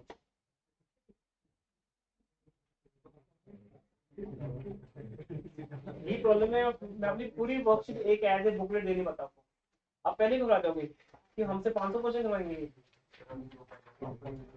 हाँ जी, तो इसलिए टुकड़ों में उसको डिस्ट्रीब्यूट कर दिया था। हर बार सरप्राइज होता है कि आज क्या मिलेगा, आज कितने क्वेश्चन मिलेंगे। हाँ जी, ये वर्कशीट आपके लिए नहीं है, मेरे लिए है। आपको कुछ नहीं करना इसमें, ठीक है जी। आपको सिर्फ दिया कि सामने अगर क्वेश्चन नहीं है तो वहां बैठ के पढ़ सकते हो, ठीक है। अब क्वेश्चन पढ़ते बेटा, ध्यान से पढ़ना। अब डांट पड़ेगी इसके बाद। ए एंड बी दो पार्टनर्स हैं, रेशो है ये। इस रेशो का मीनिंग यही तो हुआ ना कि ए को पहले 7 मिलता है 12 में से, 7 और 5 12 होते हैं, और बी को मिलता है 5/12। इससे लेमन लैंग्वेज यूज करना, करूँ या ना करूँ आप बता दो, कि 12 में से 7 मिलता है और 5 मिलता है। अब अगर वो सी को एडमिट करते हैं, जो कि पहले उनका मैनेजर था, ये बात इंपॉर्टेंट नहीं है, ठीक है। किसी को पकड़ लो नया पार्टनर बनाने के लिए, चाहे वो मैनेजर हो या आपका नेबर हो, और वो हमारी पार्टनरशिप में आ रहा है कितने शेयर के लिए, 1/6 के लिए। जबकि ये भी लिखा हुआ है कि जब प्रॉफिट वो उसको मिल रहा है, he acquires this share 1/24 from A, 1/8 from B। अब हर क्वेश्चन में कुछ ना कुछ खासियत है, ये देखो बेटा। और इन दोनों क्वेश्चन को आप पैटर्न पे देखोगे तो सेम मिल रहे हैं आपको। लास्ट क्वेश्चन में भी क्या लिखा हुआ था, which he takes 27 from A, 17 from B। ये क्वेश्चन डिफरेंट डिफरेंट बुक्स में है, हमने सिर्फ वहां से लेके कंपाइल कर दिए एक जगह पे। पर ये कि बुक्स में प्रॉब्लम ये थी कि वो सिस्टमेटिक देते, हमने इनको एक विजन के हिसाब से रखा है। पहला क्वेश्चन लेक्चर के मुताबिक फर्स्ट है, थर्ड ही होगा, बस वो हमें फ़ायदा मिलना है। क्योंकि वो चीज़ फिर हम अभी टीएस बुक में से करना पॉसिबल नहीं मानते, वहाँ तो रैंडमली क्वेश्चन गिवन है। हो सकता है जो पहला क्वेश्चन हो वो हमारी लेक्चर का लास्ट क्वेश्चन हो। इन दोनों क्वेश्चन में सिमिलर मिल गया आपको, दोनों क्वेश्चन एज इट इज है सेम। दोनों में क्या लिखा है, फ्रॉम ए से कितना मिला 1/24, बी से कितना मिला 1/28। अब अगर इस क्वेश्चन करना हो, क्वेश्चन में याद कर लेता हूँ, 7 5 1 6 1/24 1/8, ठीक है। अब देखिए, अब अगर मैं इस क्वेश्चन करूं तो पहले करने का स्टाइल क्या होगा, चेंज देखते हैं। ए का शेयर होल्ड कितना था, उसने उसमें से कितना दिया 1/24, ठीक है।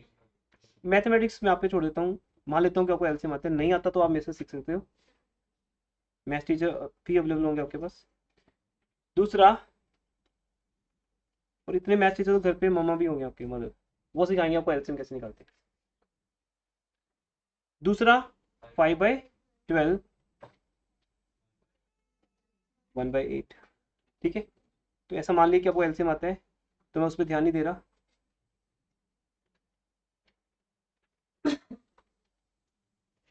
ठीक है, ऐसे ही करते हैं ना।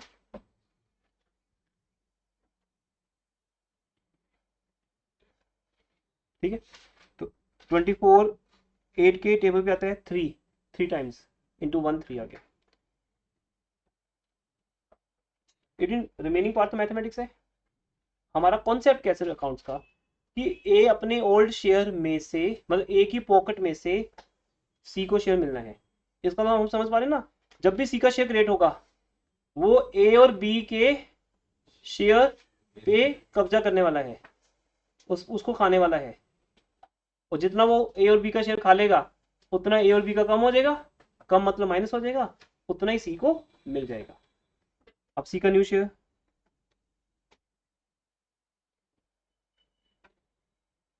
अब सी का शेयर पता ही आपको कितना मिला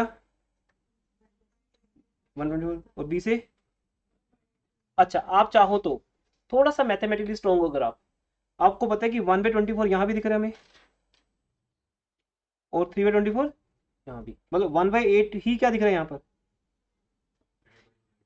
मतलब आप अगर 1/24 1/8 देखोगे तब भी ठीक है, 1/8 प्लस 1/24, पहले 1/24 ही लिखना चाहिए कि उसको ए से कितना मिला, बोलो भाई 1/24, बी से 1/8।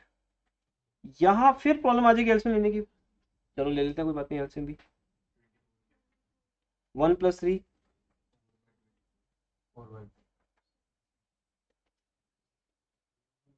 24 क्यों बोल रहे हो, 4 आएगा ना, 4/24। अब जब 4/24 बोलते हो तो ऑब्वियसली वही आ गया 1/6, क्वेश्चन में 1/6 दिया था ना, चेक कर लो, सी अपने कितने शेयर के लिए आ रहा है। अब देखो उसने 1/6 कैसे लिया, ए से लिया 1/24, बी से लिया 1/8। अगर दोनों को ऐड करोगे तो भी 4/24 आ रहा है, और अगेन 4/24 क्या है, तो आपका मैथमेटिक्स अगर वीक है तो शायद आपको टाइम लगेगा समझने में।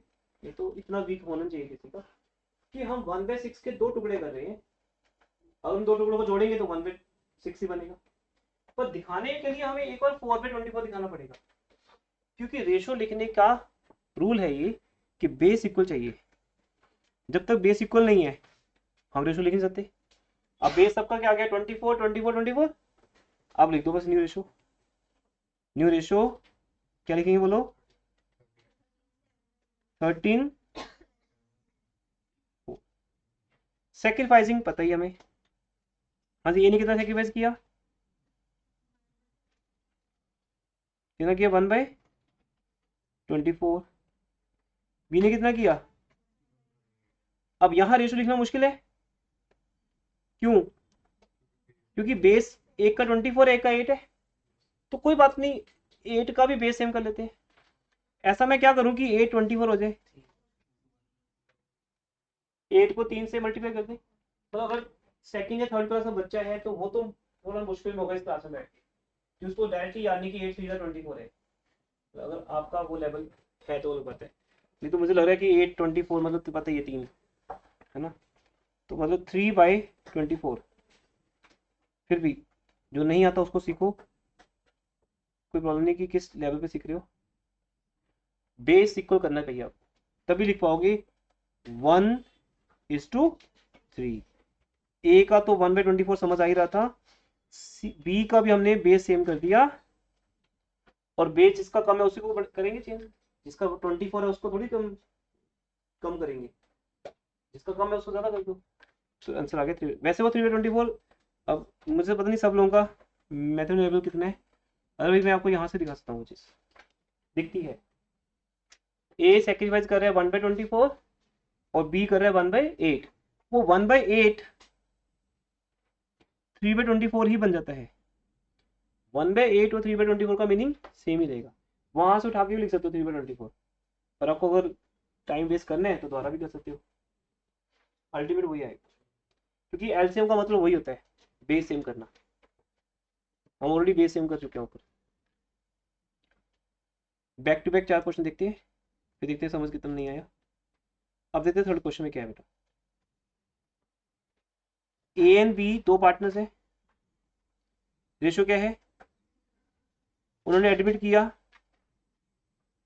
सी को कितने शेयर के लिए, 3/7 के लिए, 3/7, 7 एक 7 चला गया, 7 काट के यहाँ कर लो, 4 3/7, which he acquires 2/7 from A 1/7 from B, करके दिखाओ आपको समझ आता नहीं आता, करिए भी सब लोग,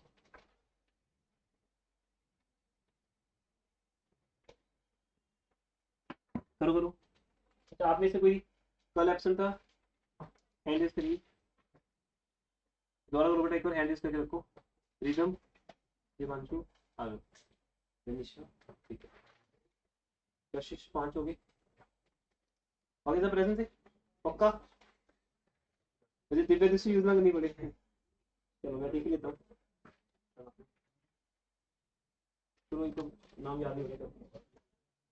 अच्छा जो ऑनलाइन है आप में से जो एब्सेंट है बेटा, मेलिसा एब्सेंट थे, मनवीन ठीक है, सृष्टि प्रणव, ठीक है। और कोई? ठीक है, अभी मैं इनको नाम याद कर ली एक बार, इनकी एब्सेंट मार्क कर देंगे कल की, कल अटेंडेंस हो नहीं पाई थी। थर्ड क्वेश्चन करके देखिए, आपसे होता है नहीं होता। आपकी हेल्प के लिए मैं आपको सोल्यूशन दिखा देता हूँ। अब देख के भी नहीं कर पाओ फिर थोड़ा पॉइंट ऑफ वरी हो जाता है वहाँ पे। ऐसे ही करना है हर क्वेश्चन को।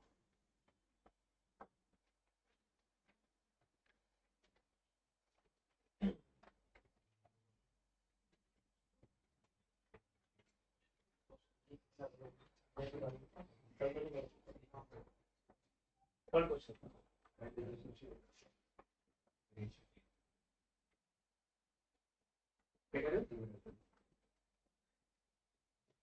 ए के ओल्ड में से ए का सेक्रीफाइस, बी के ओल्ड में से बी का सेक्रीफाइस, और दोनों को ऐड करो, सी का देखो।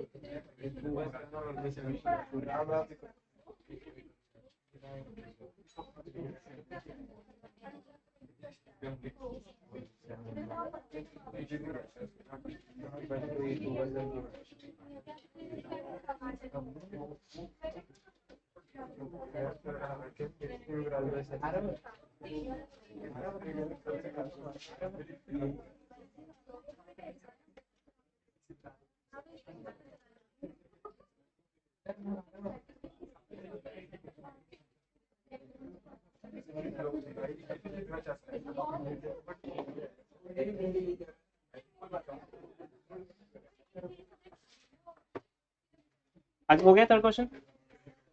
Now keep quiet. अब नहीं हुआ किसी से, हेल्प किया करो एक दूसरे की, जिनका नहीं हुआ। अच्छा, अभी एक क्वेश्चन रीड करते हैं। No everyone keep quiet. अब अगर फोर्थ क्वेश्चन की बात करें हम, सेम है, रेशो है 7:5।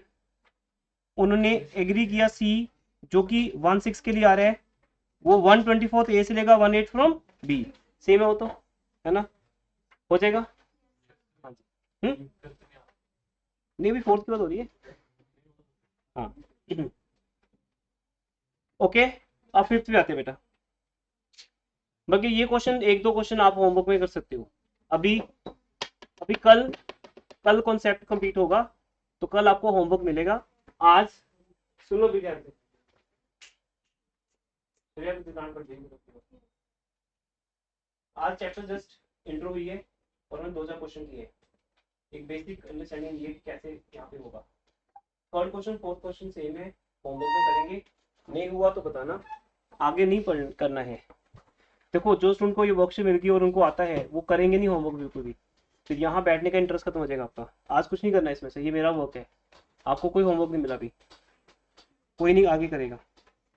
अब देखो बेटा, अनीता, लिसन, अनीता सुनीता 2 पार्टनर्स हैं, 9:5 है। उन्होंने कविता जो कि न्यू पार्टनर है 1/8 शेयर उसको मिलेगा। अब यहां भी वही बात है कि ओल्ड 2 पार्टनर्स हैं और कविता एक नई पार्टनर आ रही है 1/8 शेयर के लिए। She acquires this share as, देखो ध्यान से, 1/12 फ्रॉम अनीता, 1/24 फ्रॉम सुनीता। अभी सिर्फ फ्रॉम वर्ड पे ध्यान देना है और नेक्स्ट क्वेश्चन में भी फ्रॉम है, नेक्स्ट क्वेश्चन भी होमवर्क में रहेगा। बस 7 से हमारा ऑफ स्टार्ट हो जाएगा, ओ डबल एफ नहीं, ओ एफ, ओ स्टार्ट होगा, ठीक है, ओ डबल एफ अलग होता है। तो यहाँ पे देखिए, यहाँ जब ऑफ होगा तो पैटर्न चेंज हो जाएगा, किसी को पहले नहीं करना है, फर्स्ट 6 क्वेश्चन भी करने हैं। अब उनका क्वेश्चन आंसर नहीं आया इसलिए करवा रहा हूँ जस्ट, अदरवाइज हमारी क्लास ओवर है। Silent everyone. अब देखो बेटा फिफ्थ क्वेश्चन, 9:5, 9/14, 5/14। देखो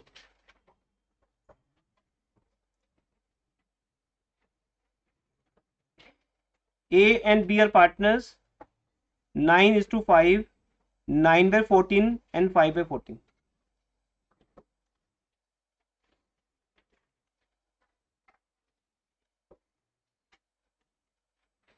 A's न्यू शेयर,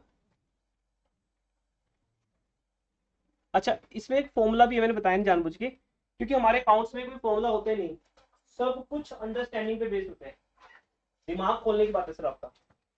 अभी आप एक फॉर्मूला खुद बना सकते हो। न्यू शेयर किस पे डिपेंड है बेटा, old share, old share minus sacrificing share, old share minus sacrificing share. हम ये तो कर रहे हैं अभी तक, हम ओल्ड में से क्या माइनस कर रहे हैं। आप देखो भाई, ए का ओल्ड ले लेते हैं 9/14, उसमें से माइनस किया जो ए सैक्रिफाइस कर रहे हैं। अब क्वेश्चन पढ़िए, देखो क्या लिखा है वहां पर, 1/12, ये है ना 1/12। बीज न्यू शेयर, अब ये जो पहले लिखते हैं वो होता है ओल्ड, मैं दोबारा रिपीट कर रहा हूँ सिर्फ उन लोगों के लिए जिनको अभी भी समझ नहीं आया, मोस्टों को आ चुका है। 9/14 पहले का शेयर है, 5/14 पहले का शेयर है, ए और बी का पहले का शेयर लिख लिया। अब इसमें प्रॉब्लम किसको हो सकती है, जिसको 9+5, 9+5 नहीं करना आता वही नहीं लिख पाएगा। 9/14, हाँ जी 12 लिखा गया, 5/14, तो इट मीन्स हमसे टोटल करेंगे 9 and 5, अब माइनस कर देंगे 1 अब ए को कितना शेयर मिला, 1 सॉरी ए अपने शेयर में से कितना दे रहे, 1/12 लिखा हुआ है, तो बी अपने शेयर में से 1/24। अब ये चीज यहाँ लिखी हुई है, देख लीजिए, कोई डाउट है तो बताना। यहाँ क्लियर कट लिखा है, ए अपने शेयर में से 1/12 देता है, बी अपने शेयर में से 1/24। अनीता सुनीता आप लिखते रहना, मैं नहीं लिख रहा। जैसे ही माइनस करोगे, अच्छा इस बात का कोई मतलब नहीं, ये तो दिए है ना कि कितने शेयर के लिए आ रहा है, अगर नहीं भी लिखा तो भी मुझे मतलब नहीं, क्योंकि मैं इतनी बात समझ चुका हूं कि जितना जितना कोई बैग्स और ये बैग बाद में सोचा आप ये क्यों करते हो, ऐसा गलत होता है। बाद में इतना टाइम मिलता है कि आप 3 बार भी पैक कर सकते हो दोबारा। यहाँ टाइम बचाने का क्या मतलब है। ऐसा थोड़ी कि ट्रेन आ रही है आराम से निकल सकते हो बाहर। ठीक है, अभी लास्ट टाइम मैं समझा रहा हूँ प्यार से, अगली बार फिर डांट पड़ेगी। ठीक है, अब आपको इंसल्ट करवा के मानने तो आपकी मर्जी है, नेक्स्ट टाइम अच्छी डांट पड़ेगी। फिर पूछो मैनर्स है नहीं है यहाँ, कौन आता है सामने देखते हैं। 1-8 इंपॉर्टेंट नहीं है कभी भी, क्योंकि ये तो लिखा हुआ है कि 1-8 के लिए आ रहे हैं। हमारे लिए वो इंपॉर्टेंट नहीं कितने के लिए आ रहे हैं, हमारे लिए इंपॉर्टेंट है ए अपनी पॉकेट में से कितना दे रहे हैं और बी अपनी पॉकेट में से कितना दे रहे हैं। जितना आप दोगे उतना ही मिलेगा उसको, सी को। वो तो लाइक ए बैगर है, जितना ए और बी दे देंगे उतना ही उसका शेयर बन जाएगा। तो जैसे से हम माइनस करेंगे आंसर आ जाएगा। तो जैसे मैंने माइनस किया ए का न्यू शेयर आ गया। अब है क्या बेटा, यहाँ पर एलसीएम की बात है और कुछ नहीं है। मुझे लगता है 168 मैंने वैसे ही अंदाजा लगाया है 168 का, शायद 168 बना चाहिए इनका एलसीएम। लेकिन अगर हम एलसीएम निकालना सीखें 84 भी आ जाएगा 14 और 12 के टेबल पे। ठीक है 84 लिख लेते हैं।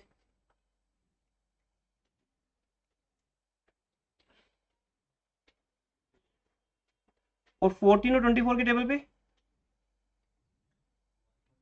नहीं, वही तो मैं समझा रहा हूँ ना, ये गलत है। हमें एक ऐसा निकालना है जो फिर बाद में आके फिर इसको इक्वल करते फिरेंगे। तो मैं आपको एलसीएम निकालना ही सीख लेते हैं।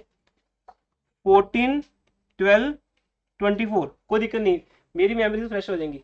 मुझे अभी एलसीएम निकाले सर्दी हो चुकी है।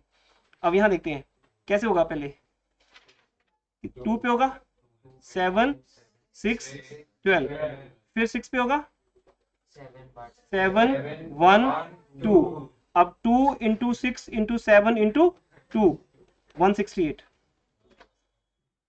ठीक है, तो मैंने अंदाजा लगाया था 168 का। 168 वो तो जस्ट एक गैस था कि 168 ऐसी फिगर है जो 14 के टेबल पे भी आती है और 12 के टेबल पे भी और 24 के टेबल पे भी। अब देखो 14 को 168 से अगर करें डिवाइड 12 9 आर 108 108 में से 108 में से 12 के टेबल पे 168 14 ऑब्वियसली आंसर आया। अब एक आंसर आ जाएगा आपका 94। मतलब सिर्फ मैथमेटिक्स रास्ते में आ सकता है आपके, कॉन्सेप्ट में प्रॉब्लम नहीं है। 168 बोलो भी कितना आएगा। पहला 12 560 माइनस 24 का अगर डिवाइड करें 7, मैं मान लेता हूँ 7। ठीक है 53/168। ठीक है जी, ए का नया शेयर आ गया और बी का आ गया। सी का नया शेयर कितना होगा। अब देखो सुनो ध्यान से, उसको ए से मिल रहा है 1/12, बी से मिल रहा है तो 1/12 प्लस 1/24। इसको भी ऐड कर सकते हो। नहीं, अगर आप इतने से इंटेलिजेंट हो या बन गए हो आज, आपको ये यहां भी नजर आ रहा है 1/12 बेटा, आपको यहां भी नजर आएगा। अरे नजर नहीं, 1/12 ही क्या है 14/168 और 1/24 ही यही है। समझ सको तो ठीक है, नहीं तो रहने देना। तो अगर समझ सको तो आप ऐड करके आंसर निकालो, वैसे भी आ जाएगा। देखो अगर मैं निकालू तो आ जाएगा 24 के हिसाब से 2 + 1 3/24। अब 1/8 जो होता है वो 3/24 होता है, लेकिन 24 और 168 फिर मैच नहीं होते। बेस तो सेम करना ही पड़ेगा। 24 को कितने से मल्टीप्लाई करें, अभी तुम 7 से बोला था, 7 ठीक है। तो 21/168, तो आंसर बेटा आपका आ गया 94:2। आदम ने सिर्फ एक टाइप की है, मैं जल्दबाजी में जाता तो 2 भी करा सकता, लेकिन एक ही टाइप की है। आपको उस एक टाइप के क्वेश्चन करने हैं, पहले 6 क्वेश्चन नोट्स के, 2-3 क्वेश्चन बुक के चाहे करना तो करना ना, बुक में 2-3 क्वेश्चन मिल जाएंगे फ्रॉम लिखा हो। ठीक है, मैं ये पिक शेयर कर देता हूँ ग्रुप में, कोई प्रॉब्लम नहीं। उसके बाद सेक्रीफाइसिंग शेयर कैसे आएगा?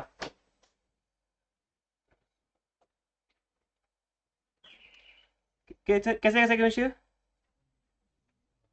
1/12।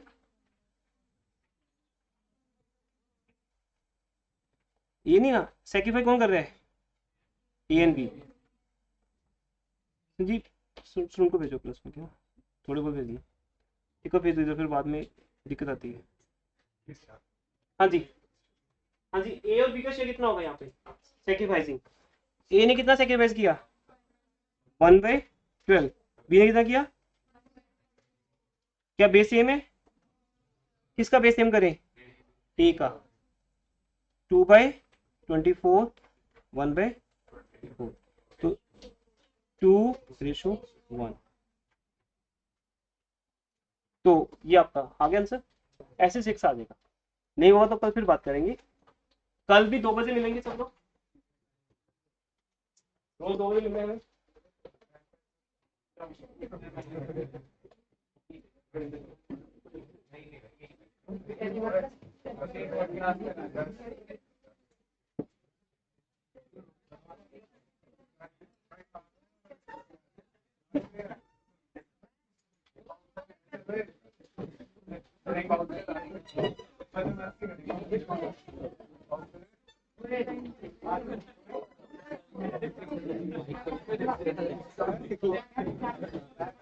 आवाज आ रही है भाई, तो वीडियो बना रहे हो।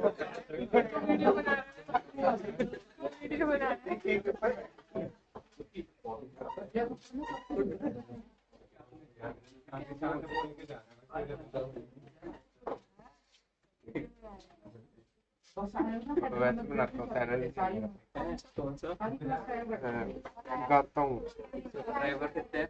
हाँ? 175 पता नहीं इतने कुछ। यहाँ सब्सक्राइब करें फिर मेरे को बता। ये पड़ा 50 का पिछले 2 साल पहले 11 संकर्षण स्टूडियो के नाम से।